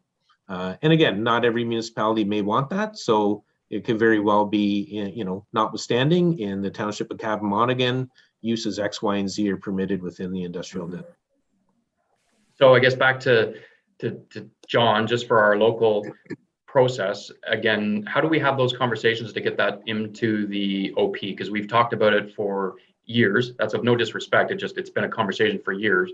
That we're an agricultural community, and I'm very disappointed when we lose agricultural opportunities in an employment area that would be doing year-round growing of food. I think it's an important use. That's my personal opinion, but we've never had an official council vote or anything on it. How do we bring those topics forward as a council? Through your worship to the rest of the council, I think what we would do is, again, Christine and Karen have been involved in all the TAC meetings. I've attended some of them as they've come forward. I think it's now is the time to do exactly that, is not just with that specific one, to make sure that I know that you've given me a list of the things to look at and what your expectations are of not just what's going on now, but in any new official plan or what would be translated into official plan amendments. I know Karen and Christina have a running list of not only just housekeeping matters, but also other items that have come up. I'm sure that they have been bringing those forward through the TAC meetings, but we should go through that in bringing this document eventually to our council for endorsements, which I assume is the process before it would then go to the county in terms of making sure, again, I'm not sure, I'll leave it to Ian and Keziah, but we'd have to have a blessing at the local level as to how the OP is, you know, has support or whatever through county council, through local council, before it would go to the county for it to say, across the board, across the 8 municipalities, we're comfortable. So I think we'd have to have that meeting sooner than later in terms of the site-specific policies, but also understand in terms of efficiencies and what does the world look like in a county OP if it covered everything. I know Ian had talked about 7 or 8 items in terms of efficiencies. We'd have to look at that as what does that mean? And I think council would like to look at, you know, what does the world look like? We've had 300-400% in planning inquiries, a lot of business going forward, and that's been the last couple of years at sustained level. Do you need the current levels of terms of staffing and resources? What would that look like in terms of the committee resources right now, and how do we look forward? I'm not sure if Karen wants to add, or Ian. Yeah, and through you, Mr. Mayor, I think something to keep in mind, I fully appreciate that, you know, your municipality moving to a single tier document is a new animal for you and you don't know what to expect. And one of the things, if you'll recall back in 2017, that we suggested to municipalities that we're looking at going down this road is talk to the staff for the municipalities that currently are in the county official plan. So as I mentioned, we have 4 that exist right now. One of them, actually 2 of them have service settlement areas, so they are growth municipalities. You know, this development of a new official plan also gave them the opportunity to say, are you guys still in? And they all said, we're very happy with the current official plan, how it works. So they're continuing forward. I would suggest to you, if they weren't happy with the process and the way it works, that they would have said, you know what, it's our time, we're going to go our own route. But they've been very happy. It's been very productive and good working between our department and the local departments. And we have that with you now, and I see that continuing to move forward in the new official plan. And I appreciate the efficiencies of the one level. I see it. I also see the cost savings component of it. I recognize Cap Monaghan as being significantly different when it comes to the whole growth, which is significant, and it is very time sensitive. And that is a key differentiator from us, from the north that have waterfront properties. They don't have that same level of development. So straight up, with all due respect, my concern is the efficiency of getting plans done. And I know that the roles are varied and each has their own responsibilities. But I know with our subdivisions, we have staff that are very active in getting those applications completed and following up, and it's time consuming, and it's a big part of John's job was to stay on them and do that, and that's not necessarily the responsibility of the county. So I'm cognizant of it. I'm all for the efficiencies, but at the same time I want to ensure that our time delays in a high growth municipality that they aren't increased, because that has huge financial implications to the municipality that's counting on this growth to pay for infrastructure that we've already got in the ground.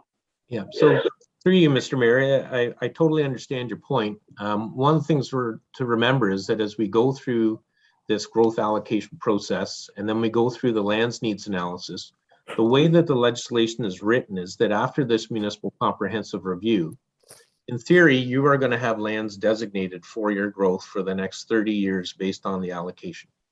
So in theory, those lands are going to be within a settlement area, and that's where your growth is going to happen, your subdivision growth. So, looking at a number of amendments to take place to move one forward, and we have the recent example where it was an extension. Yeah, I'm just gonna close my door. One sec.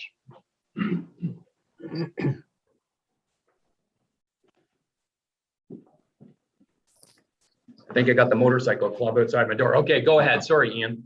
So with the recent one that we had was actually an expansion to the settlement boundary area, right? So there was a little more involved in that context in the development of that official plan amendment. And, it came through, there was a change to the plan to now go outside of the settlement area boundary. So it did have some other repercussions associated with that. So in theory, when you go through this new process, we're going to designate lands for the growth, and all the growth should be happening within those designated areas in the future. Okay. Any other questions on that topic before we move along? No. Okay. The Township Growth Management Study. So in advance of this, we've done it locally to justify the higher growth. The concern that's been raised is, and however it's been articulated, we're trying to make it clear we're not after their growth. And I think Matthew and I have whether we're on our own island on this one or not, we've been trying to hammer it home. We're not trying to take anything away from anybody else.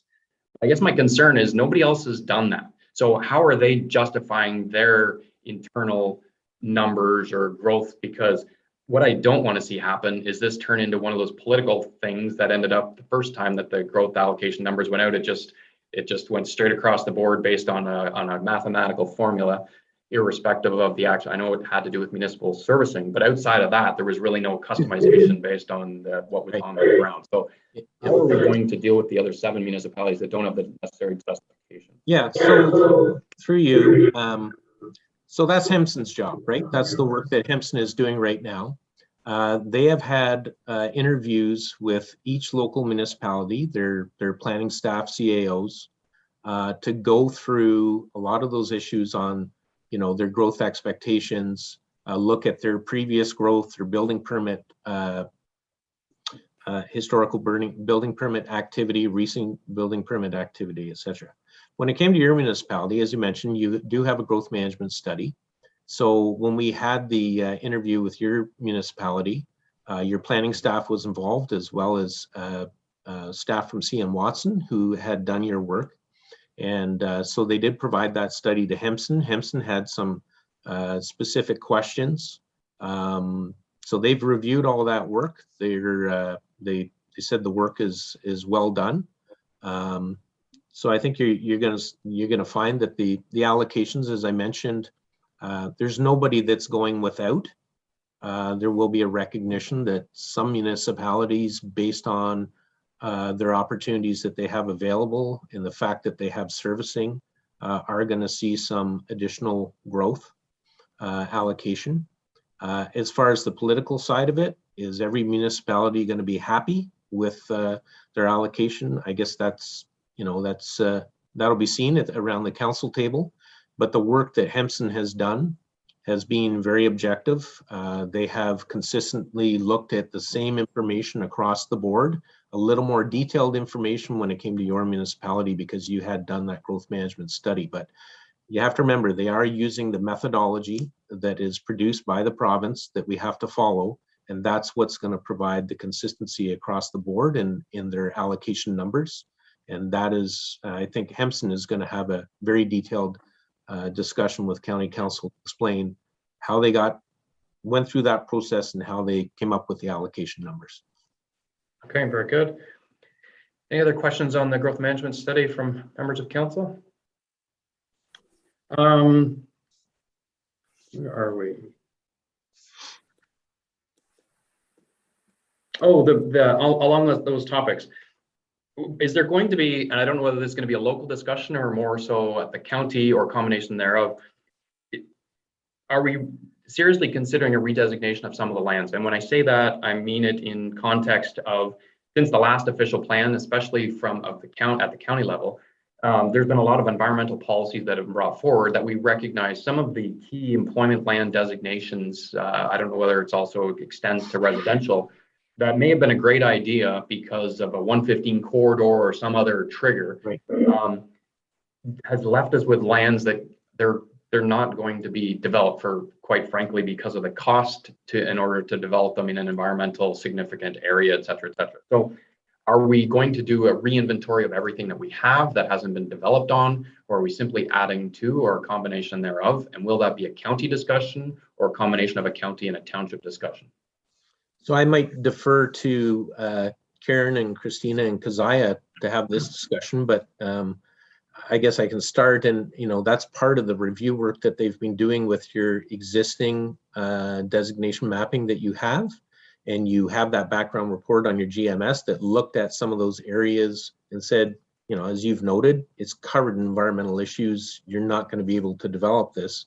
So where's the most appropriate location for new areas to be designated? So I don't know if Karen or Keziah want to jump in at this point and sort of discuss that.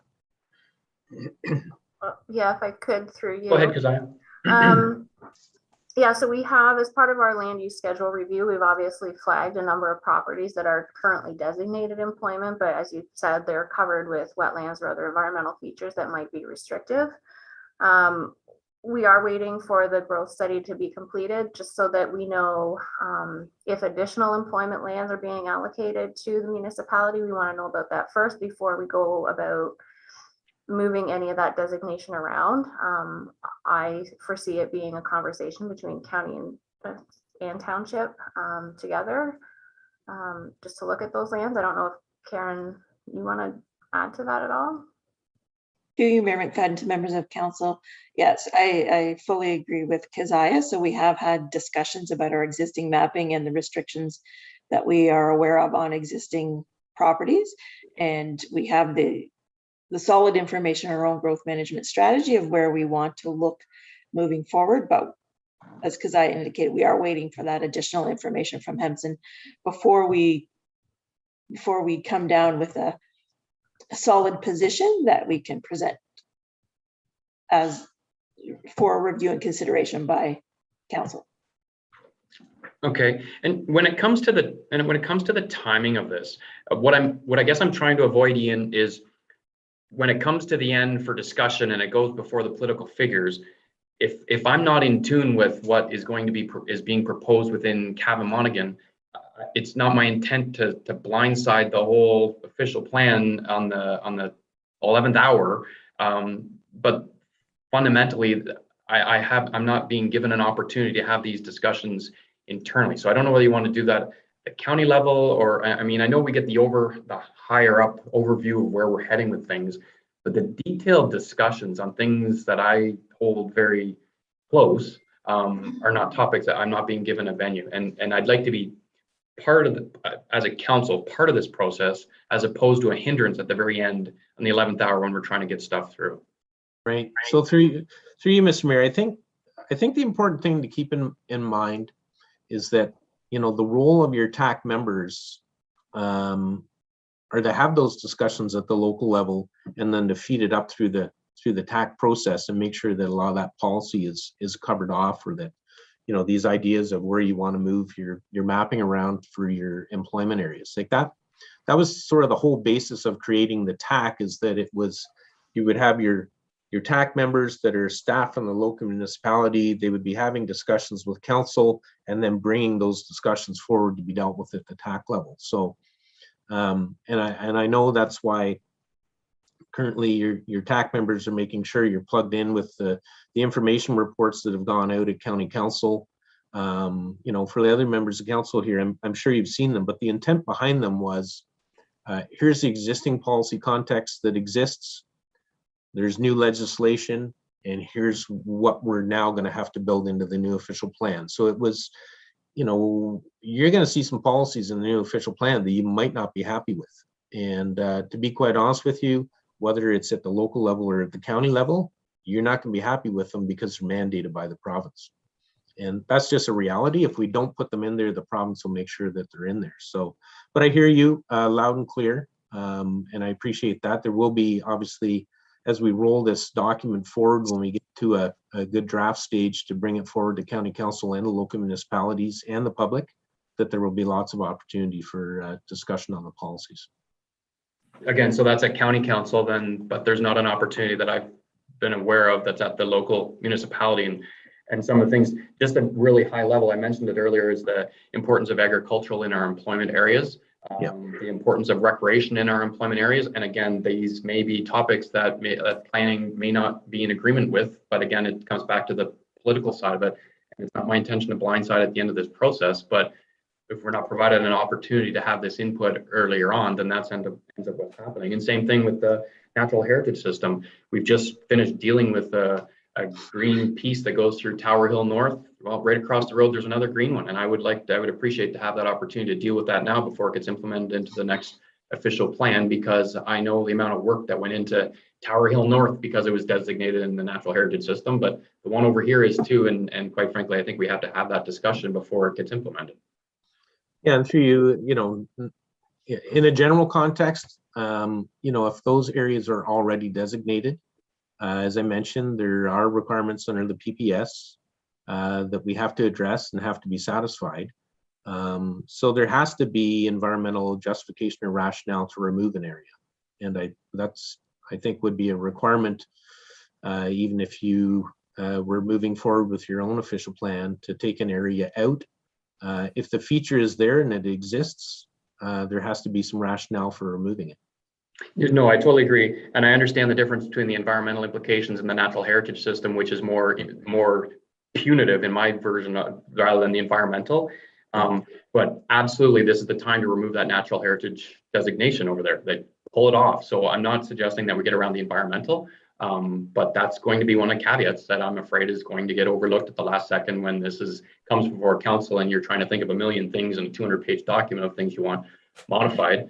I've been saying that one in particular ever since we had the issue on Tower Hill North, that's another one that needs to get pulled out. And I want to have that opportunity to have that conversation and provide the direction from the local municipality to push it on, maybe through the TAC. So I don't know, unless I'm out on my own island today, maybe I am. I would like more involvement in this process so that there's no surprises at the end. But if that's not council's wish and you're going to want to wait till the very end, that's so be it. I'll give you a heads up. The official plan and your zoning is your most important documents, and it's really been the cornerstone to my last 11 years on this council.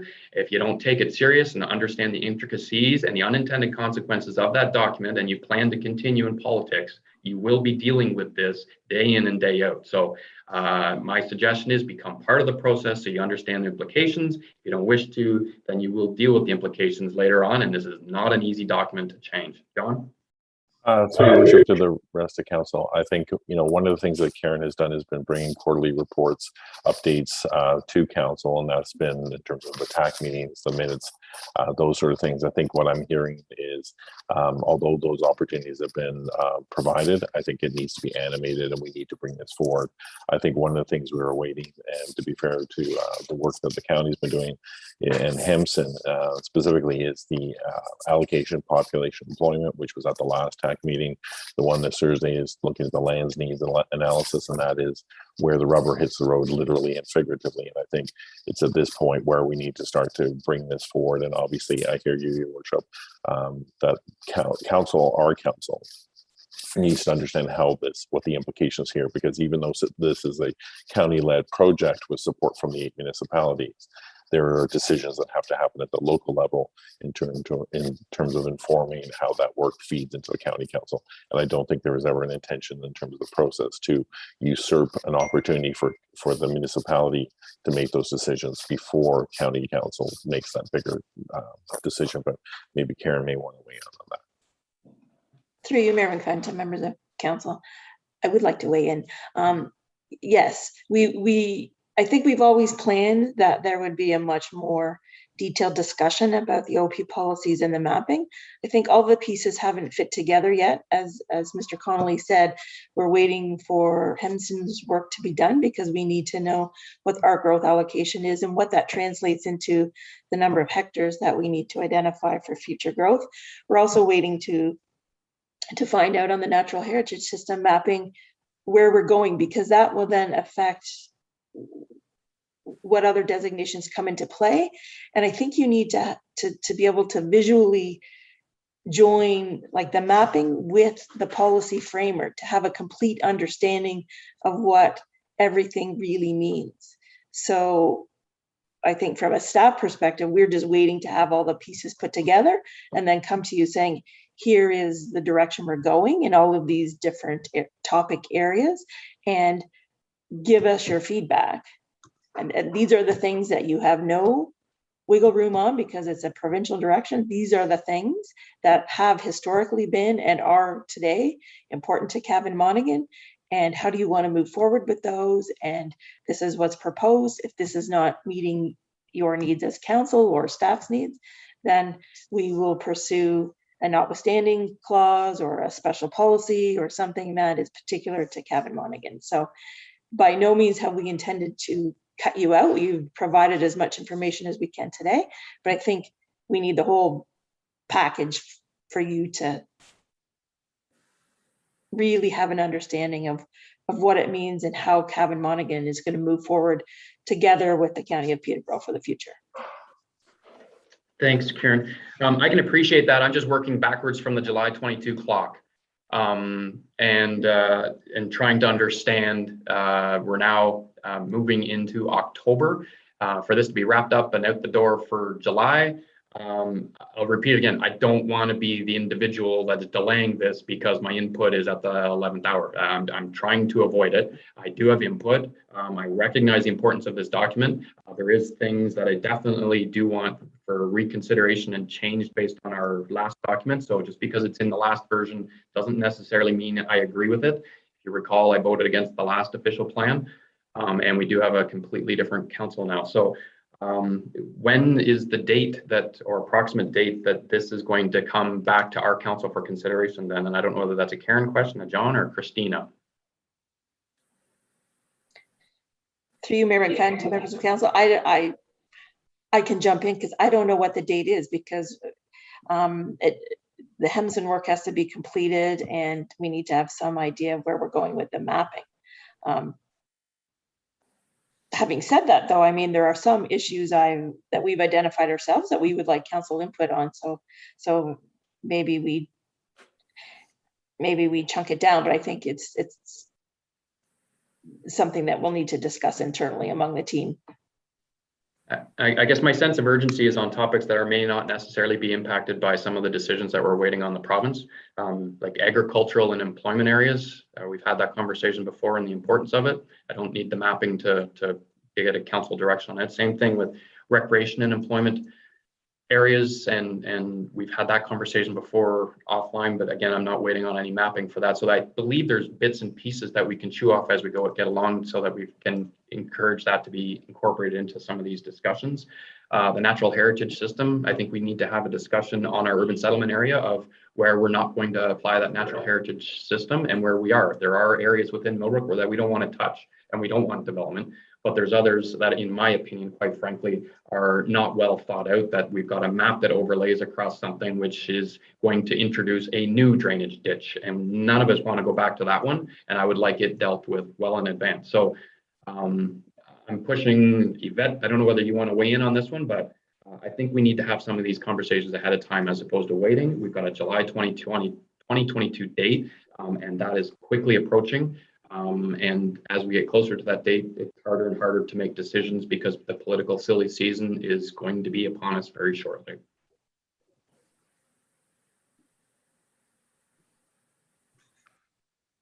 Good morning. Through you, Mr. Chairman, I'm not sure how to respond to that one, actually. We do have clear direction to review the agricultural component that you had mentioned. We don't have a clear direction pertaining to the natural heritage component that you have also just mentioned. I can let you know that our growth management study is to come back. I believe Mr. Conley can correct me if I'm wrong, but I think it's the end of October, and we are waiting for that. And I think that's really the first piece to come back to you. And if there's very specific topics that you're identifying here today that over and above the direction that we already received, because it's on our outstanding action, some of them are definitely on the list already. If you're asking that you want us to take a look at those at this time, I'm just not sure what comes first. I'm not sure if the growth management study should be finalized first, or do you want these items to be reviewed potentially with planning staff now and come back now? So I'm just not sure which is the right timing. I would want them now. As far as I'm concerned, this has nothing to do with growth management study. Like whether we have the natural heritage system on the land across the road is not a growth management study discussion. Whether we have recreation inside our employment lands buildings is not a growth management study related. It's not related to the agricultural mapping system. It's not related to the natural heritage system mapping. Same thing with the agricultural buildings inside the employment area. So I think those are just scratching the surface of bringing that stuff forward and involving us in those discussions. And I don't see why we're delaying. John? Through your worship to council, I think one of the things there was an intention of delaying. I think the idea was we were waiting to a point where the work that's being done at the county is getting to a bit of a critical mass, and that was a big part of what Hempson's work was, feeding into our growth management study, which does inform what the county's work is. And then the circle back is, do we need to correct that based on our local level circumstance? We updated the GMS because we had the extra 10-year time horizon, so that's expected in October along with the master servicing study. I think what I would say what I'm hearing is you want to hear these topics coming forward in a timely basis. I think the drop dead date would be sort of dictated by the work that Ian and Keziah are doing at the county. Is at what point do you anticipate from a process perspective where you need some resolution from council, from the 8 municipalities, but specifically speaking to Cavan Monaghan, where do you need a resolution from our local council that you support the work going forward? And then we would, much like you said, your worship, move back from there and work back from there and sort of say, okay, what do we need to see in the next little while? Because you're right, time is closing. Yeah, I guess to put it bluntly, I am really worried with the July 22 date. It's just, I see that as a critical timeline. I don't necessarily see a timeline from July 2022 back so that we know where things need to get done. And if 2010 to 2013 is any lesson to any of us, a delay in the process of not having it done for July of 2022 could mean another 3 years on this process. And it's happened to us before. And now you're combining 8 municipalities with 8 new flavors. I don't want to see this work lost. I think there's a lot of value in it. And I am genuinely trying to work hard to get this done. And just like yourselves, I don't like last minute surprises either. I'm trying to work with you to go through this process. And I'm just asking for a process that can get us there. Yvette? Through you, Mr. Chairman, to council. So I'm just looking at our outstanding reports and capital project status. Just for clarity on what direction council has provided staff already.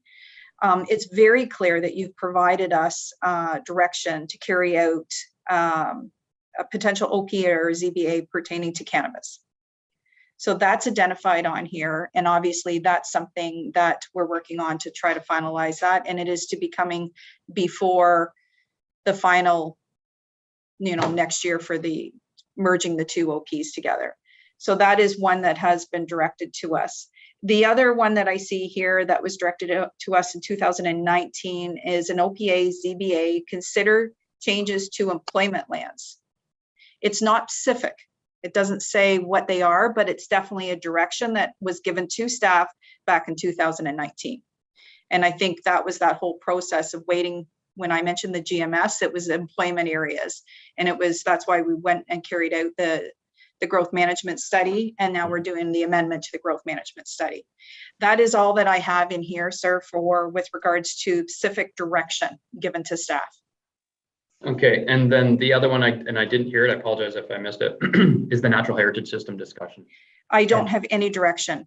And if I can let council know, the implications of that are if you don't get it correct with this OP implementation, you have to do a complete growth management study again in order to change it. So to get rid of a green line on a map is very simple at this point, and it's not so simple once this is approved. So I think we have to have that conversation because there is some natural heritage systems within the village of Millbrook per se that we don't want changed. But that being said, I believe there's some that need to be further reviewed.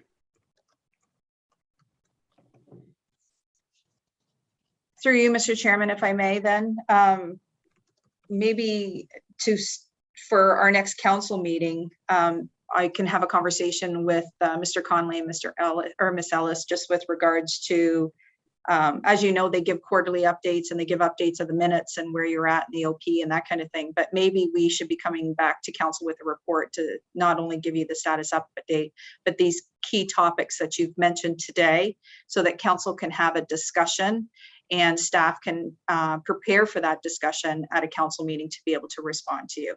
And if you wish to move forward or give direction, that gives us an opportunity to have that discussion at that time. Okay, very good. And then the other topic, I don't know whether I know we've covered it off in our own growth management study, but I don't know whether council was really aware or involved in the process of the redesignations of specific lands. So I don't know whether we want to revisit some of that or if council's comfortable with that discussion, or if we're just going to pull forward the GMS. Through you, Mr. Chairman, to council, I believe the GMS is the key. I mean, the growth management study, we've already adopted the growth management study in 2020. And then you have the revised that's coming back in front of you for 2021, which is, I believe, the end of October. So that already speaks to designations and employment designations. And there is further discussion about that between the window of 2041 to 2051. Because that's part of amending that growth management strategy, which is what needs to come back before you. And that very clearly is where and it's tied to our servicing as well, of what we're able to do and where we want to have services and where do we want to have employment growth opportunities in the future. So that is coming before you. So if we should, as I mentioned, Mr. Conley, if I'm not correct, I think you are coming at the end of October for that. The intention is to do that along with the master servicing study. Yes. Those two Yes. pieces will come together, and a lot of that will get into a big discussion on the heels of when council adopted the GMS the first time around of growth potential, where growth will happen, and that again is key to then taking a lot of these bigger pictures and then taking it down to the local level, and like in terms of the finer geography level at the local level. One of the things that I've been sort of asking Ian in terms of what's the process from the county OP process. And so once, my understanding is, and Ian can correct me if I'm wrong, is once county council receives a draft of the OP, they'll circulate it to local municipalities. And then at that point, they'll be looking for a resolution of support.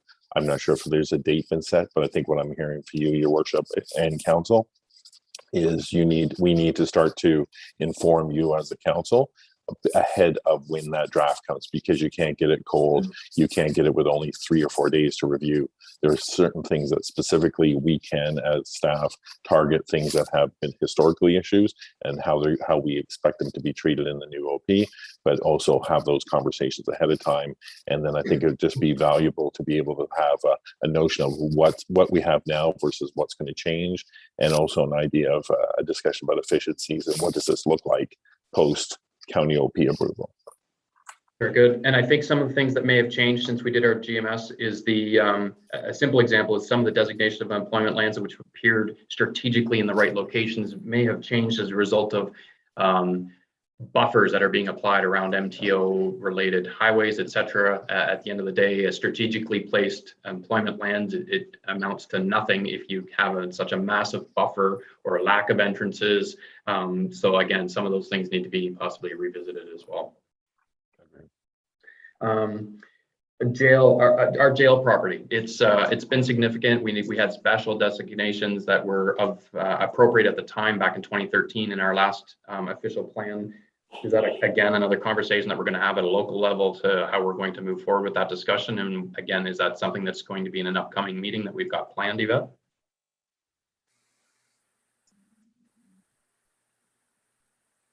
Through you, Mr. Chairman, to council, that is part of the discussion that this TAC committee will probably be talking about. As you know, there's a special designation on our jail property. So that is something that I'm sure that they'll have those discussions when they get there. I'm not sure if they're at that time yet. That would go back to Miss Ellis. Through you, Mayor McFadden, to members of council, I think the jail property is certainly on township staff's radar, and it has come up at the TAC meeting about how we want to move forward with those lands. So I think that when we get the growth management work and the hectares that we need to identify for future growth, I think the jail property will have to be talked about in the context of what does council see for the jail property moving forward. Okay. And then that would be captured as a special specific to the Township of Cabamoning within the overarching OP, Ian. That's how that would be dealt with then. So you, Ms. Mayor, yeah, I guess it fully depends on what you want to do with it. If you want to put it into a designation that currently exists that allows for specific uses, then that's what could happen. Or if you want to create a special policy area within the plan to specifically deal with those, you have that opportunity too. So we're looking to you, I guess, is what I'm saying with respect to how you want to move forward. Yeah. The topic of on-farm diversified uses, is that going to be a generic policy that the county has that will have an opportunity to review and tweak, or are you looking something specific from the township within our section? So through you, Mr. Mayor, I can advise that at our October meeting that's coming up with our TAC, as requested through county council members, we have invited 4 specific members that were identified by the agricultural community that want to come forward and speak to the on-farm diversified uses and policy development. As you're fully aware, there was quite a bit of discussion around the Autonomy South Monaghan official plan amendment, and it was quite clear that there were a number of members of council that on a broader basis want to see something a little more restrictive than was put in place in Autonomy South Monaghan.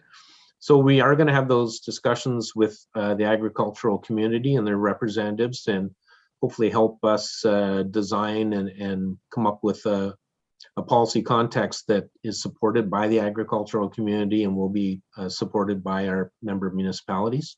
So that's forthcoming. Totally reliant on your staff, obviously through the TAC, to have involvement in those discussions and provide some direction that they're seeking from your council. How restrictive do you want it? How open do you want it?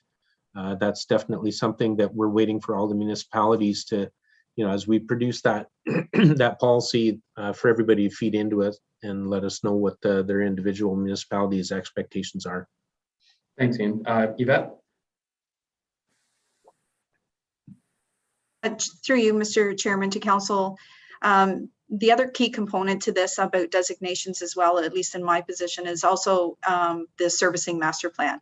I think that is finalized as well, and that will also help assist staff and council and county council with county staff with regards to designations in the future. So that report is coming before council as well at the end of October. Okay, very good. Rural severances. So I know how we dealt with it in the last official plan. What's currently being discussed relative to percentages of land that would be open to rural severances? Right now, I believe it's closed. But is there any discussions around the tables with that? Because that's certainly something that's not consistent across the county. You want to tackle that, Karen? Sure, thanks, Ian. Through you, Mayor McFadden, to members of council, I added this item to the list to talk about because it is an item that there is a difference of opinion across the county. So as you're aware, currently in our rural designation, we do not permit the creation of new non-farm residential lots. But it's something that I know some members of council have expressed opinions about, and I know that they're in other areas of the county, they do permit severances in the rural designation. So this is one of those items that I think I've flagged for discussion in the future. So I just want to make you aware that it's something that staff will be looking for input from our council as to how you want to move forward in the next official plan. I can tell you that the lands designated rural based on the provincial mapping there's not a lot of rural lands in Cavan Monaghan, but we do have compiled plans. So, so the rural plans of subdivision that basically were created by the checkerboarding process. So they are designated rural today. And I think we're proposing to carry that forward. So is that something you're interested in, is maybe offering an opportunity for some severance activity in areas such as that?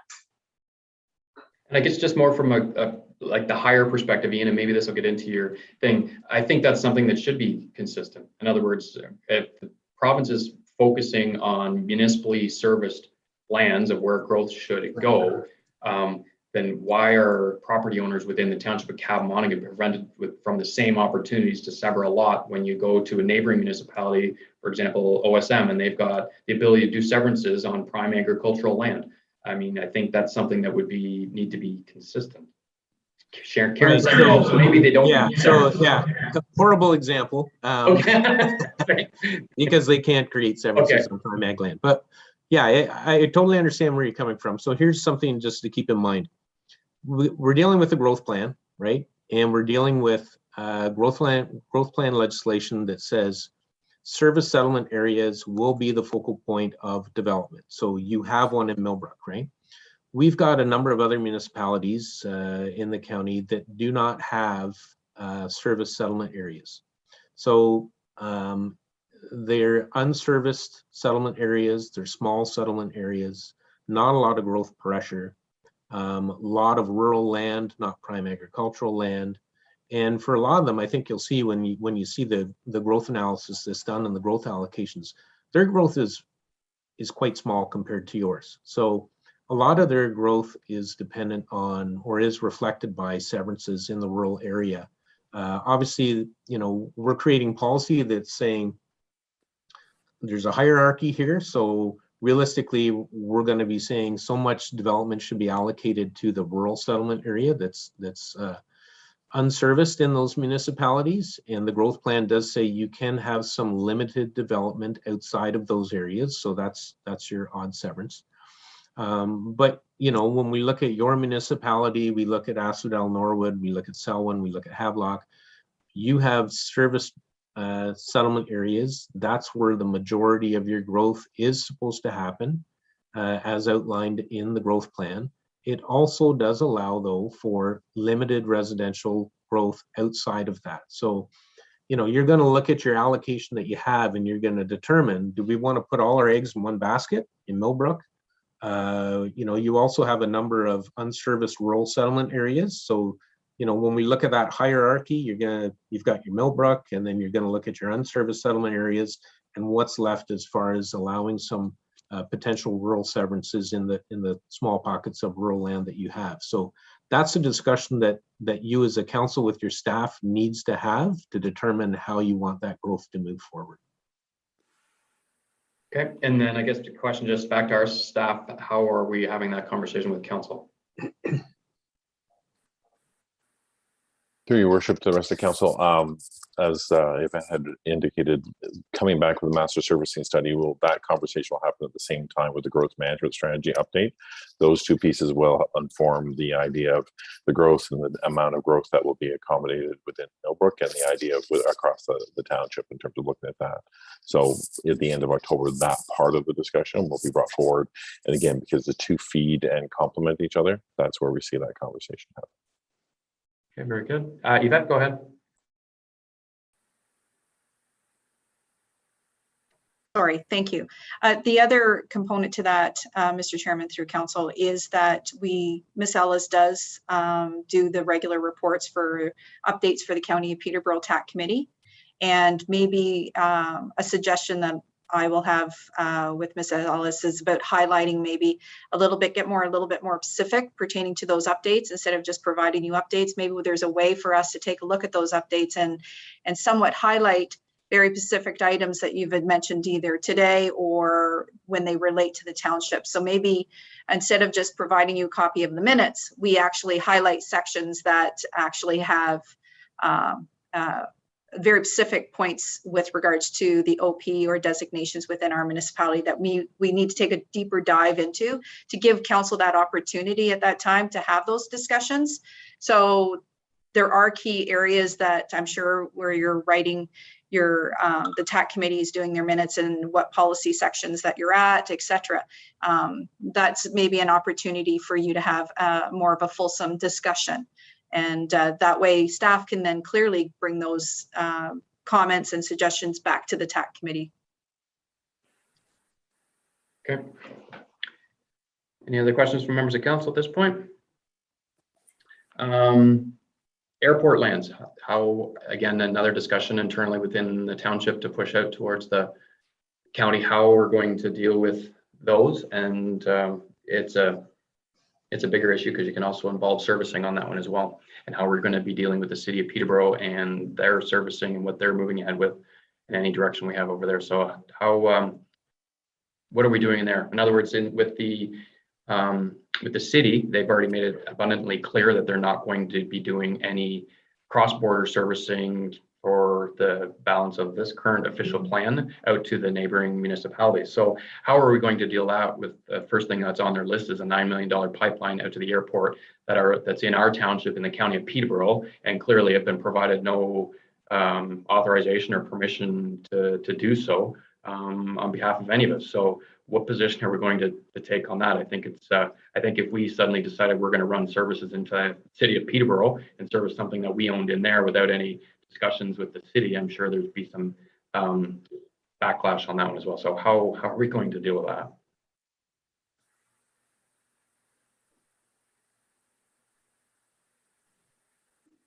Through you, Mayor McFadden, if I may offer a comment to council. So this item I put on the list because it is a little bit complicated, and I don't think staff is looking necessarily for a direction today, but it is going to be one of the highlighted issues because of the servicing issue from the city of Peterborough. We've also had a request from someone who has asked us to put a policy on our own official plan, being the county official plan, that requires an official plan amendment for the city of Peterborough to extend services into the county. So we'll be looking for some feedback or direction from council on how you feel about that as well. So this. When do you want the basically- motion? Agreed. If that is in fact the motion that everyone agrees today, I will happily take that information back and present it to the county. But if we need a more fulsome discussion, I certainly understand that.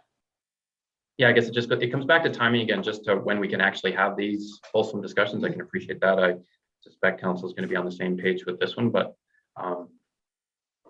again, Yvette, are we just raising these through our regular council meetings when the topics come up, or? Through you, Mr. Chairman, as I mentioned, we do report on the TAC committees and where they're at on those policies or reviews.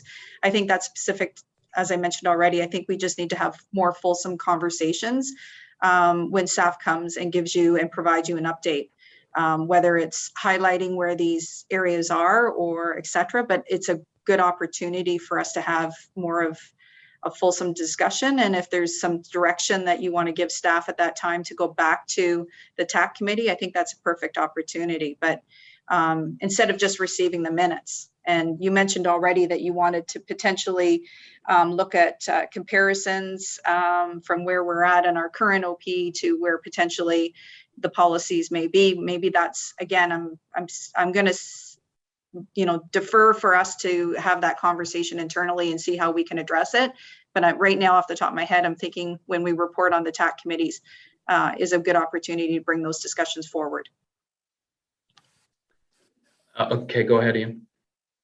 Just really quickly, so the TAC minutes that you see are sort of, we've already discussed the policy, and the TAC is kind of on board with the direction that we're going to move forward. So I would strongly suggest to you these areas that you're highlighting right now around the airport lands or any of those different topics, because you've indicated your concern about the timing of the project and being able to meet that deadline. For us, as we try to write the document, it doesn't serve us to the best of our ability to write the document if all of a sudden these policy changes are rolling in at the 11th hour. So I would strongly suggest to you, if you have these specific policy areas that you want to discuss and develop policy on and feed into the project, I would ask that you do that with your staff as soon as possible to allow us to add it into the plan and bring it before the TAC and have that understanding of your direction and how you want to move forward. Okay, I guess what I struggle with is, and it is a process related, is we have those, the minutes come back from the TAC meetings, councillors are reading them, but I don't necessarily know that everybody's prepared to have a fulsome discussion. For example, I can just start firing motions on the floor today, but I don't think that's appropriate to the fellow councillors that haven't had an opportunity to maybe digest the implications of some of the motions that I bring forward. And when we do bring forward the minutes, now we've got 20 meetings worth of minutes, the next council meeting, I can bring forward all my suggestions in the meeting and have my motions all lined up, but I don't think councillors would appreciate that necessarily without having the opportunity to actually have a fulsome discussion on them. And at a regular council meeting, I don't think we're going to get that. Yvette? Through you, Mr. Chairman, if it's not the time for the TAC meetings, and Mr. Mudge just identified that those, are minutes that you've already identified, you've already dealt with them, and you're moving forward. So if you're looking for very specific topics, and I mentioned already on our reports and capital projects, we only have 2 of them identified. If there is specific policy areas that council would like further conversation on, Mr. Mudd's suggesting that we have those discussions sooner rather than later. Then if that's the case, then if we have very specific topics that you would like a report on to have that discussion. So I think you probably need us to either give direction today or give us direction at our next council meeting so we can put it on the report and capital project list then. And then we would then come back with a report pertaining to those specific topics that you would like to have further conversation on. We can prepare that conversation and have that conversation at council to provide staff direction. Okay. Because I only have 2, sir. That's my concern. Absolutely. I only have 2 topics on the outstanding action. If you have very specific policies that you would like us to report on, I think we should get a direction then. Go ahead, Christina. Thank you, Mayor McFadden, through you. I'm just wondering if it would be useful to Township Council. County Council has been presented with the educational reports. So they're very specific topics on items in the official plan. I'm wondering if maybe as a starting point, I'm just throwing it out there, that's a good point to start with. We'll take one of those educational reports to council, or maybe two at a time, and we can say, today, let's talk about agriculture in rural areas. We can highlight the policies that we've discussed so far as a TAC, and we can see if we're on the right track or have welcome input from council on each of those. So to date, I believe there are 12 Keziah or Ian that have gone to county council, maybe 11. If I could just add on, I think there's actually only 10, so even better for you. Okay. All right, so, okay. So I don't think it's appropriate to dump my list on the meeting today to fellow councilors, but I probably got about 20 topics that I'd like to get into further details on. And I've just never felt it appropriate to raise it under the minutes of a TAC meeting at a regular council meeting to have those conversations, especially at the county, because quite frankly, I will get cut off that that's not the appropriate time to have this conversation. So I'm sort of quite often stuck between a rock and a hard place when those conversations come up. And so I don't know, I'll make my list, I'll submit it, and we can go from there and see how we're going to deal with it. But what I would like from both the county and from our township staff is a critical timeline from July 2022 of how we're going to get there. Okay, and we'll work on that for you. Yeah, because we've been doing that critical timeline backwards count ourselves, which is why we had originally hoped that the whole document would have been approved within the first quarter next year. As I noted when I did my presentation, we had a couple of things in the third quarter, which was, bringing a draft forward to county council, bringing a draft forward to you.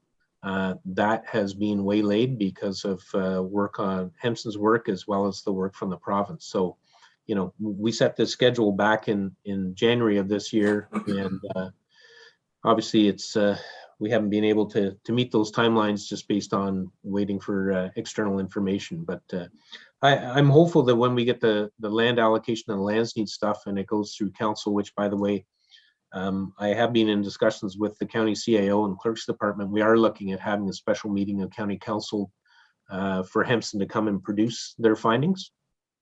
But once we get acknowledgement from county council, then on that issue, I think that's going to allow us to really fill in a big piece of the county OP that we've kind of had on hold, and we'll be on a policy context be able to really move forward on it. And then the only thing we'd be waiting on would be the mapping side of it, that we'll see if we're gonna push it up the ladder to try and get the minister involved there.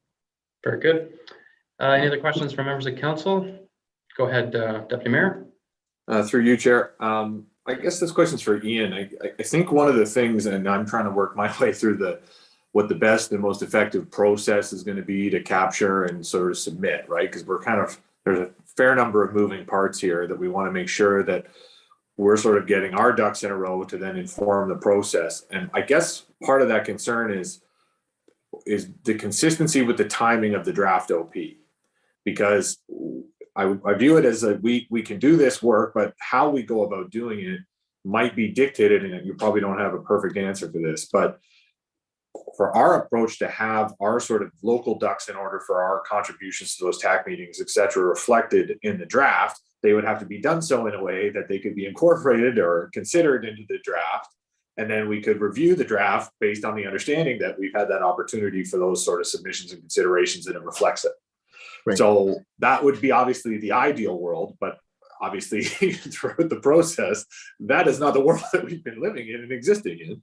So I guess I think I'm looking for direction as I'm thinking about how we should approach these subjects, and how, expediently we might want to have those considerations for staff to then do the background work, et cetera, that they understand, okay, well, this is what we're going to do and this is what it's based on, and then it can be reflected. But is there, I guess, how expedient or what the time horizon is that realistically going to be able to be reflected in that draft? Yeah, so through you, Mr. Mayor. So ideally, the expectation of TAC members is to bring those issues forward as we go through and review those policies. And as I mentioned, your staff have been doing that, as well as staff at the other municipalities. So, you know, the specific issues that you have that are specifically related to policies that relate to Cabin Monaghan, the sooner we get that information, the sooner we can put it into the document. I would honestly, to be quite honest, you know, I would love to shoot for if you could get us that information by the end of the year, if you have that ability to work through those policy areas that Karen has raised, you know, the airport, the jail lands, those type of things. For us to, you know, work with your staff and create specific policies for your municipality and put them into the county official plan, I think at staff level, we could work through that quite quickly. It's just a matter of getting, I guess, your staff getting that council direction on how you want to move forward on those things. No, I think that end of the year idea is helpful. Like, it gives us somewhat of a horizon to work for, and then it's just a matter of Yvette and staff to sort of figure out exactly what we can accomplish with that horizon. But understanding, like, I think that's, you know, obviously there's lots going on and there's lots to do, but how we approach doing it, like there was the suggestion from Christina about, well, maybe we'll, you know, highlight a couple of these issues on a per meeting basis, which, you know, I understand, but if that's going to take too long in order to generate what we're doing, you know, if you need more of those answers sooner, you know, how we approach it locally might be changed based on that answer. So I appreciate that sort of context, and we'll wait to hear from Yvette how she thinks we should best go about it. Right. And sorry, through you, Mr. Mayor, maybe when you get looking at, you know, those educational reports, some of them deal with waterfront recreation, right? So it's more geared to the northern municipalities. So those reports wouldn't be applicable to you. A lot of them deal with, you know, we've got aggregates and mines, which is a big issue in some of our northern and eastern municipalities, may not be as big an issue for you. Sure. So like the agricultural policies, the settlement area policies, those are going to be key ones that you're going to be very interested in and really want to see the context that we're moving forward with those draft policies. Yeah. Very good. Go ahead, Yvette. Thank you, Mr. Chairman. I think for staff for assistance on this, though, I think it's important for us to have that discussion of what those topics are. So for us as staff, we can certainly, you know, mention the airport, for example, and we know that would be something that you're interested in. But I think for council, maybe we talk about how to do that, but I internally, but I think it will be important for us to outreach to you as council members to find out what those topics are that are important for you for us to touch on and review and provide you a fulsome discussion. So even because I don't want staff, in all due respect, I don't want staff to come up with topics that we feel that are something, but it doesn't meet the needs of council. So maybe that's a discussion we have of how best to do that. I mean, we can also, you know, send out an email and say, what are your topics? But I think it's important for us to know exactly what your topics are, because we have 5 council members and each of you might have a different topic that is important that we touch on. So I think as Deputy Graham had suggested, we need to have a conversation internally how to outreach to you to be able to do that. We don't have to do that today, but it's important for us to understand what your topics are. Okay.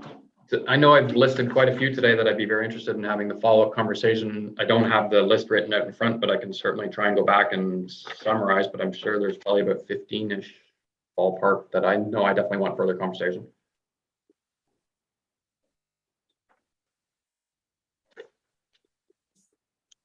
The question on, and I'm sorry, just to come back, because I was just thinking, so if everybody rolls their OP into the county, and don't take me wrong, I'm supportive of the higher level concept of being able to streamline. I get it. When you have to do things in duplicity, it takes longer, and I understand that.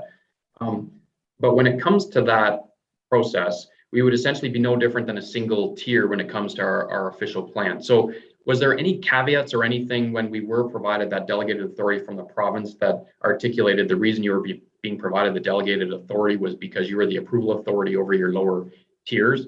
And is there any suggestion or possibility that could change back to having to go to the province and stripping you of your ability to approve the official plans with the delegated provincial authority? To you, Mr. Mayor. So no, when we were delegated authority, it was back in the 90s when the province was getting out of planning. You'll recall that they delegated a lot of responsibilities from various agencies to the county, which is why we have peer reviewers to look at hydrogeological studies. Those used to be done by the Ministry of the Environment, and we have consultants to look at environmental studies and those types of things. So it's in the regs from the province. We're mandated to have an official plan. They wanted to give us exemption. They actually led that process and said, we want you to have exemption. We don't need you to bring your stuff back to the province for approval. They were trying to find efficiencies. One of the tests was obviously that we had a planning staff in place that could follow provincial policy. We are required under the act that we have to circulate the ministry whenever there's an amendment to the plan. One of the things that comes with delegation of approval is obviously their right to withdraw it if we aren't following provincial policy. So no, I don't think there's anything going on provincially that once we have this single tier official plan and that we would see any changes from the province whatsoever, they would continue on with exemption, and they haven't advised us otherwise. Very good. No, it's just my only concern is you see our neighbor, the city of Peterborough, and they're stuck in the conundrum of having to get everything approved by the province, but ultimately they're a single tier as well when it comes to the OP. So I just, in all the efficiencies, I don't want to add more bloat on the end if we ended up having to go back to the province, because then we've lost any of the efficiencies and actually made the situation worse. Right. I don't perceive that at all, sir. Okay, super. And is given that everyone is in the midst of doing these OPs, it would appear, are there other municipalities, whether it's across Eastern Ontario, the Eastern Ontario group of municipalities, where the upper tiers and the lower tiers are doing this similar work right now, whereby, and I don't know, so for example, like Northumberland or Prince Edward County, are they adopting the single tier approach to the OPs? So through you, Mr. Mayor, I know that there's quite a few municipalities that are looking at going to the single tier approach, mostly the ones that are in Western Ontario that I'm aware of. A lot of them have contacted us over the years to say, how does your plan work? Because right now ours is sort of termed a hybrid because we only had 4 local municipalities out of our 8 involved. But there seems to be a push, and I think it's because of this new legislation that really is so detailed and puts so much responsibility through the legislation on the upper tier level that other municipalities are looking at across the province. Why are we maintaining our own official plan? So Prince Edward County is actually a single tier right now. So they only have a singular official plan that really relates to the whole municipality. And what about if we go the other direction, then like Durham region, that direction, are they moving towards this model? I honestly don't know, not sure. Okay. And so following that along leads well into the next couple topics, which is subdivision approval, delegation of authority, and county peer reviews and the consultants. And for lack of better discussion, I think there was a lot of frustrated individuals around the table with the last process. It's not a blame exercise. It's just I believe internally we can do better if we're trying to build affordable homes, because any of the delays, et cetera, just simply get added on to the cost of homes, especially in the crazy market that we've been within, outside of our control. So I know the OP is one piece of this puzzle, but how do we have the bigger conversation surrounding each of the individual pieces and how those are going to go together? And it is a topic that, quite frankly, is not of a huge importance to a lot of the rural municipalities in the county of Peterborough. But just like waterfront isn't a big topic here, growth and the process and streamlining and the delegation of authorities and being as efficient as possible is. So how do we have that discussion in the context of the official plan as a key piece to that puzzle in streamlining the process? Yeah, so I think it's a separate discussion, to be quite honest with you. The official plan is looking at growth, it's looking at designating areas. The processes that you're interested in, I think those are the ones that we're reviewing at our new planning, whatever name we're renaming it to at the county level. So I guess in theory, I'm not really prepared today to speak to it without, I think that's being reviewed through that committee that you sit on. And we are going to look at, where there are the abilities to streamline processes and come up with quicker approvals. I would also indicate, I think if you look at some of the other development approvals you've had in your municipality over the years, I'd look at the first phase of Tower Hill North. I think it was through and had draft plan approval well within a year. It was a very big development at that point in time. The most recent one, obviously there were environmental issues involved, something that nobody at the township, county, or conservation authority level had ever dealt with. And there was also, wanting to amend the plan and go outside the existing settlement area boundary as a result of requirements of the school board for a school site. So, there were, as you mentioned, there were a number of moving parts on that file, and it did take a bit extra time to process it and get through to an approval stage, but we're there now. And I think, as you mentioned, we've all learned from it. As I also mentioned to you a couple of weeks ago, we have developed policy in the draft county official plan through the TAC that looks at when someone wants to move an environmental feature. We've sort of provided a hierarchy of policy direction and how we want to deal with that in the future, so that developers and everybody knows. It just provides some direction on, if you want to move forward in that fashion, here's what you're going to have to do in order to achieve that. Where none of our official plans had that before, because I don't think it was ever really an expectation of anyone before that someone was going to go down that road. So we have learned from it, and hopefully if we ever have to do it again in the future, it would make for a speedier approval. Good. And I think too, just along that topic, and I'll be blunt, I was really disappointed with some of the turnaround, not from your staff, but from some of the agencies. And I know personally, because I put stuff in and I didn't get it back. And when I don't get an answer back in 2 months, that's a frustrating process that I don't have the ability to control. That does not happen in-house, because we have means and mechanisms upon which to deal with it.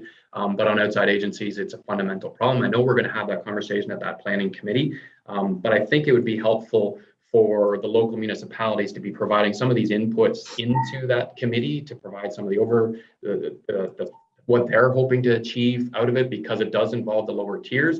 And I think, as you'll have noticed from that first meeting, several found the information that came out of that meeting as being over too much information. And quite frankly, I thought it was a perfect overview. So you can see we're already on different pages as it relates to that. So I'm trying to be efficient with our times to move it in a proper direction, but ultimately there will be an involvement of the lower tiers. So I think any of the changes that would be proposed or modifications to this process, which is and the official plan is part of it, I think those conversations need to be had between the upper tier staff and the lower tier staff, because once again, it's not the intention of a blindside or not to see what's coming, but rather to work towards a solution that ultimately works for all of us.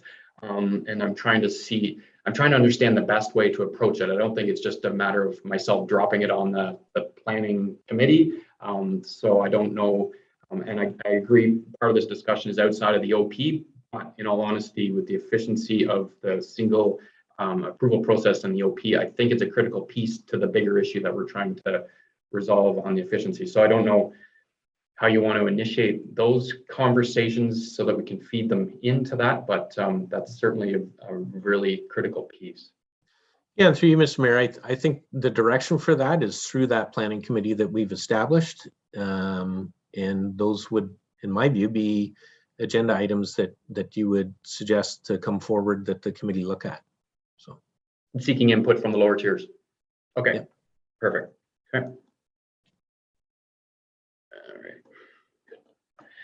Sorry, I've been avoiding council. Any questions or any topics that have not been covered off today from the members of council? Council's comfortable with how we're moving forward with this? Any suggestions to change a process or more feedback or input? Deputy Mayor? Well, I think it's a good discussion, but I think I think there is a question as to how we're going to move forward. I don't think we've crystallized that yet. We've talked about a couple of different solutions. The catalyst for my question, Ian, was that we have a time horizon now as to when, in order for these to be captured and first established, then captured, then submitted, we have until the end of the year. So I'm open to, I think at the summation of any further questions you have, Mayor, we should be, talking to staff to get clear indication as to, well, maybe they're not able to answer these questions as to how we're going to move forward, but the expectation would be at the next council meeting that we establish that process and figure out, if there's a couple of options of how we're going to have these considerations and maybe vet a subject list, et cetera, and move through to provide that direction in the time horizon that Ian's sort of given us. But I'm not sure we have established the sort of what we're going to do locally, but it's not necessarily for KJ and Ian to provide us that. That's for our own inner workings to be done. But as Yvette's mentioned, we need there's clearly more direction that they require in order to give us some of the answers and provide our local discussion on some of these topics as to how we want to move forward as a council. But if the only thing I raised that for is because I'm not quite sure we have established exactly how we're going to do that, just that it seems to be an agreement that it needs to be done and established, and we now have a horizon as to when it's going to happen by. Very good, Deputy Mayor. That's actually why I posed the question, because I have no idea how we're proceeding, and I was throwing it out there as a loaded question, and you got it. Good. Okay, so all right, so back to the top. I think Yvette, if I understand correctly, it's a chicken and the egg here. Rather than them coming forward with things they think are important to us, if we can provide a list to them, and I believe they would be a great opportunity. And it certainly by no means is a limited list. If things come up, we can certainly add to it. But Yvette, if I understand correctly, you would like a list of where to start so that you understand what it is that we're looking for to have further detailed discussion. Through you, Mr. Chairman, to council, I think it would help staff if we have a better understanding of what your concerned topics are. However, I also recognize that maybe you haven't had an opportunity to really consider what your topics are as council members. So I think you need the time to sort of think about what those topics are. And if we can help you, through that process, we're here to do that. I'm not sure if you can come up with those topics today, but I need to think about how best to do that as well. So, but I do think that some council members like yourself have a list of questions that you've mentioned that you already have a list today, but I don't have a list from all the other council members. So I think we do need to have a list, and I think we need to figure out a way internally, how do we respond accordingly to those lists and those topics, and put a time frame and report back. And Mr. Mudd has identified a timeline that he would like to hear a response back as well. So we do have that. But so I just need to think about whether we send out an email to council and say, here's a list of, here's some policies, or do you need time to review some of these policies? And here's some suggested topics. You get back to us on that so that we can write a report and come back and have discussion at a council level, should you wish to give us direction. But I guess too, to add to that, so it's a team effort here. So I think council's going to have their concerns, but I believe our TAC members would also have issues or potential concerns that they have sitting on the TAC that would be the starting point of their list that they bring back to council, and then we could go from there. But it'd be nice to know what that list is for council, from council's perspective as well. Yeah, so I see through you, Mr. Chairman, I do see staff coming out with a report to you so that we can get a direction. But if you can give us, I don't think we need to have a direction today, but in my view, I don't. It's up to you for council, of course, but we definitely have to have an internal discussion and get something before you. Okay, so the suggestion then is for each individual member of council to send a list of our issues, concerns to yourself. Then we can, I don't want staff going down that path if it's not a priority amongst a majority of members of council, then I don't think we need to go that way. But then at the next meeting, or whatever the meeting is, you will bring back that list of the concerns that were submitted for a fulsome discussion to decide at that point which ones that council wants to delve into and get more information, and maybe have a report brought back. Does that sound appropriate for members of council? Just a simple example. Maybe severances is an issue for me, and maybe a majority council says severances isn't an issue. I don't want staff doing a whole report on severances if council likes it the way it is. That's like, in a nutshell, that's kind of what I'm suggesting. And through you, Mr. Chairman, if I may, I think it's really important that I have the conversation with staff that sit on the TAC committee. And I think it's really important that we sit down and say, here's what those topics are, and report back to you, or let you get a status update of where we are on that TAC committee for that specific purpose. So I agree with you. I think it's important for us to know what those topics are that you have as council members, but give us the opportunity to have that discussion and get something back before you so that you can have the discussion as well. And the only way we can do that is to understand what your topics are, take a look at how to draft a report to get something back before you. Okay, and is there an opportunity, sometimes it's difficult to know what your issues are when you don't have the new official plan or proposed official plan before you. So something that you might think is fine may not be fine if the new version is different than the old version. So how are we going to address that? And I can't address what those issues are because I don't know what it looks like. I think through you, Mr. Chairman, to council, I think you need to let us think about this for a minute. I can't come up with the right solution or option right at the time.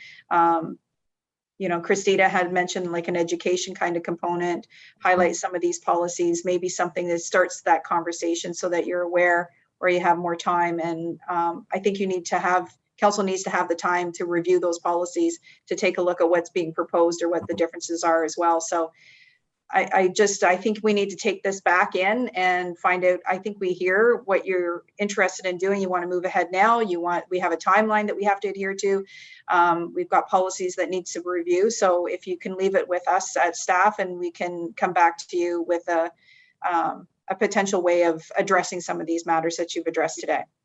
Very good. And same but different on the other topic of the planning committee that we have established at the county. How do we wish to have our concerns incorporated into that discussion there? Do we want to have an internal discussion on that? I can certainly add it to future meeting at the planning committee to have the conversation there, but I think we need to understand what it is that we're asking for or what we're trying to do and have a conversation with the county staff at the same time before it's being proposed at that planning committee. I'll put in simple terms, subdivision approval as well as county peer review consultants. They're both touchy subjects. Are you looking, through you, Mr. Chairman, are you looking for a direction of council to take back? Like, are you looking for your council to give you direction to take back to the committee that's been formed? Ultimately, yes, but before council's in a position to provide that direction, I think there needs to be some understanding or internal workings between the county and the township to understand what it is that the township motion or direction is going to be. In other words, I think if we don't have the information, it wouldn't be appropriate for council to send off direction that hasn't been vetted through the county and township staff of what's possible. So you sit on the committee, correct? Yes. So maybe a discussion that we have is you report to council when you provide updates on committees that you sit on. And if you're looking for council direction or further discussion, or you need to direct staff to investigate and report back so that you can get a direction from council to take to that next committee. Is that sort of where you're going with that? Yeah, the second one. In other words, what are our options? Just throw everything out on the table. What are the options that work within the current legislation that we can do for refinement efficiencies in order to improve the process? What are our options if you just put it out all on the table and how we could make this work? That's what I'm looking for. Well, you could give us direction at any time to provide you what those options are. Yeah, but I'm not a planner, and I'm also not up on all the provincial legislation. I can make a motion right now and send it off to the committee, and then Ian can indicate at the committee that's a great motion, but legislatively we can't do that. So what you've asked for has been a complete waste of time. So all I'm saying is I'm looking to the professionals sitting around the table, understanding the provincial legislation, the requirements, the growth plans, and the delegated authorities of the various pieces of the puzzle, put them all on the table, and how can we effectively work together between the lower tier and the upper tier to make a most efficient process as possible, so that I've got buy-in from the county staff and the township staff, so that what I'm proposing is working in collaboration as opposed to a complete blindside, because there's a big difference.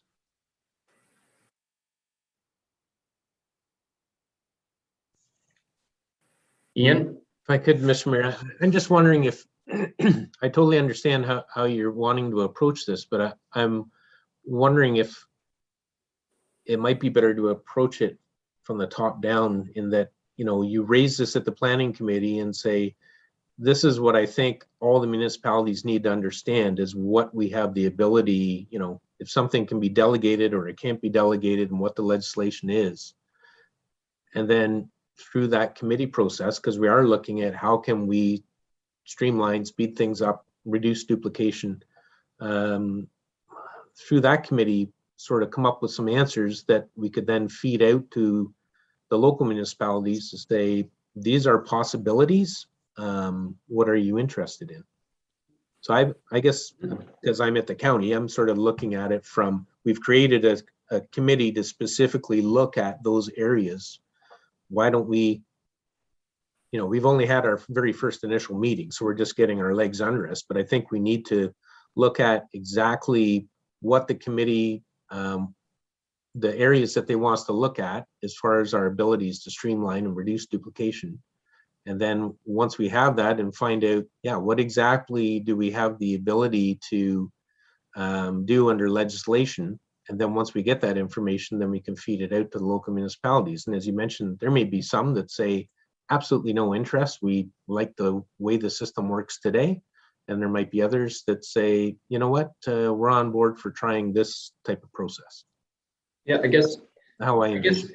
I can appreciate that. I guess my only reluctance to that approach is more in line with some of the discussions that came out of that initial meeting, and then a couple of comments that were made. One was that duplicity is good. It's part of the planning process. I don't appreciate that comment. That there was too much detail in that meeting, to which I thought it was a perfect overview, and that that nobody's going to want to do their own subdivision approvals. And I'm thinking, yeah, but maybe there are some that want to do. So I'm concerned with getting the direction out of there, because I think you've got some very different and unique minds coming together that may not necessarily appreciate the complexities of the development process, because that's not on their daily watch like it is in Catamount. So I was hoping to more lead the process from the lower level up, as opposed to there. I'm concerned about the fulsome discussion that I'm going to be able to have that committee if I don't have specific direction and the needs from a lower municipality used as an example or a case study. But in doing so, I want to do that in collaboration with the county staff, as opposed to a council initiative that's just thrown on the committee. If you can sort of understand and appreciate difference in approach. Yeah. I might suggest to you then, understanding how you want to approach that, it might be worthwhile to have a chat with the county CAO on Okay. how to bring those discussion points forward based on what the terms of reference for the committee is. Yeah, no, that's a good idea. Excellent. Very good. Okay, any other questions from other members of council? None? I'm trying to make sure I didn't miss a hand. I see a chat. Oh, Christina. Okay, that's Christina. I see Ryan's heading out at noon, and so is Kathy. Is there anything else? Any other questions, issues today? I think today was a very informative discussion. I sincerely appreciate the information that Ian and Keziah have brought forward, as well as the fulsome discussion that took place afterwards. It is a complex topic, and it is of the utmost importance. I learned that. Those are one of the lessons you learn in politics when you're brand new back in 2010. So if there is no further questions, comments, concerns, issues to any staff that are on here right now before we sign off, speak now. No. Oh, Kathy, go ahead. Through you, Chair, and this is just off the wall.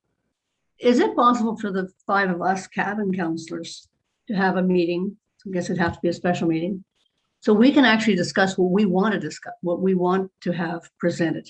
Because right now there's 5 of us sitting in 5 different homes, deciding what each of us might like, but none of us get to throw it off each other. You know what I'm saying? Yep.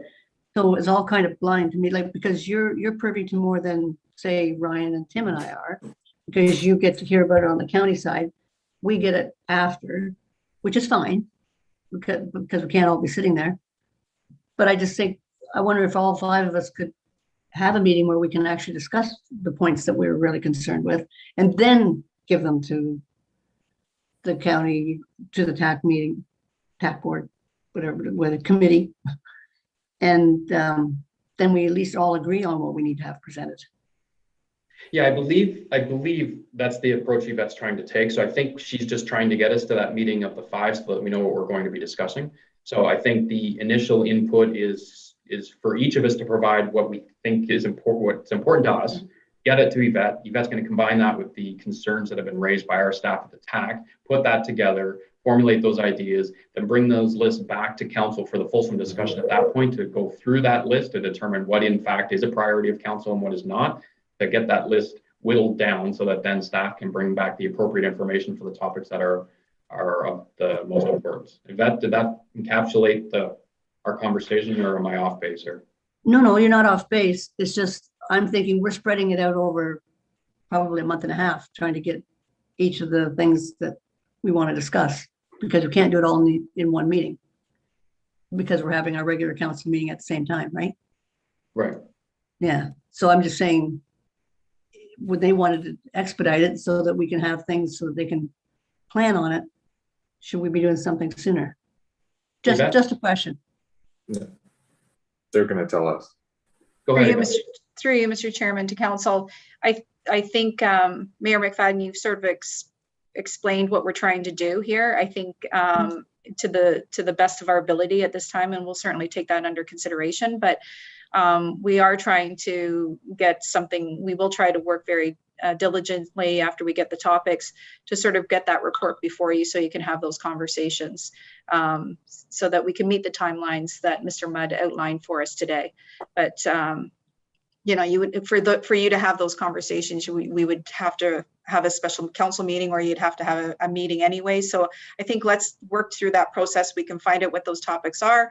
If there's a tremendous amount of them and it's going to be, it should have a full separate meeting instead of regular council meeting, we can certainly consider that for sure.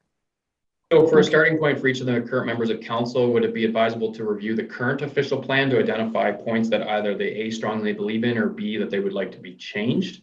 And then B, the second option would be, or inclusion would be, to go to the minutes of the county council meetings that have the TAC meeting minutes, or maybe we can just even get you to send out just the TAC meeting minutes to the members of council to review. And then if there's items specifically in there that are of importance, or either they like it or they dislike it, again, you could shave down your list from that.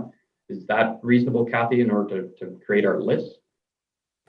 Well, it's just not just me that we have to be happy. No, I meant it'll be going to everybody. But I mean, yeah, I know. Yeah, I realize that. Yeah, no, whatever way. I was just trying to think of ways that we could all discuss it together. That was all I was concerned about. Okay, Ian, is that easy enough to do, to pull off, just so that for the three members of council that haven't had access necessarily to all of those minutes, can they be put together in a package of some sort to be sent to them? I'm going to defer to Keziah, but I'm going to say yes. Correct me if I'm wrong, Keziah, please. Yes, through you. Actually, all the TAC minutes are on our website, so they could just see the date that it was held and everything. So I can send the link through for sure. Even a link. That's excellent. Perfect. Thanks, Keziah. Okay. Thank you. All right. Is there any other topics? If not, we're going to roll it into conclusion before we lose our quorum anyways. It'll just be Matthew and I. Okay. All right, Madam Clerk, have you got a motion? You'd probably just want a motion then to receive the presentation. Ian and Keziah, thank you very much. We certainly appreciate it. We appreciate the discussion. It is a complex discussion. And as you can see, it's certainly got the wheels are turning in the councillors' heads to how we're going to proceed. So thank you. Thanks for inviting us. Motion then to receive the presentation. Deputy Mayor Graham, Councillor Huntley, Madam Clerk, recorded vote. Councillor Huntley, Yes. Mayor McFadden, Yes. Councillor Moore, Yes. Deputy Mayor Graham. Yes. Motion is approved. Madam Clerk, I don't have the agenda in front of me, but I was going to jump into the bylaws. Is that next? 1 second It is. Okay. Good. Bylaw, no, go back to the last page, please.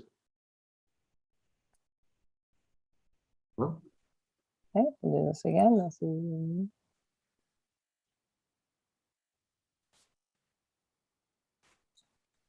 give me one moment, Mayor McFadden. You're too quick on the trigger there.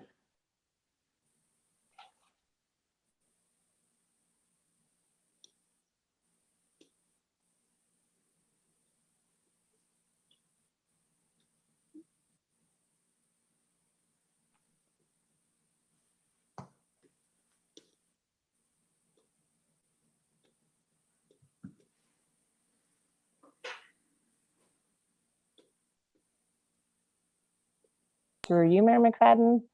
Do you see the bylaw, the confirming bylaw? Yeah, but if you just go back to the other part, then I can.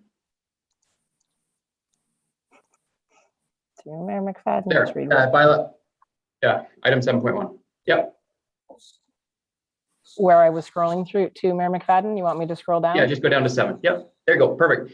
And confirming bylaw, being bylaw number 2021-56, being a bylaw to confirm the proceedings of the special council meeting held September 27, 2021, be read a first, second, third time, signed by the mayor and the clerk, and the corporate seal attached thereto, moved by Deputy Mayor Graham, seconded by Councillor Moore. Madam Clerk, recorded vote.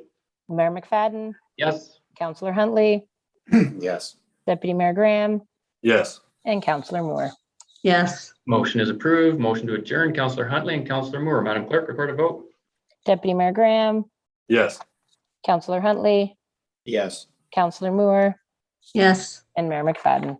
Yes, motion is approved. Once again, thanks everybody for taking part in today and providing a great discussion on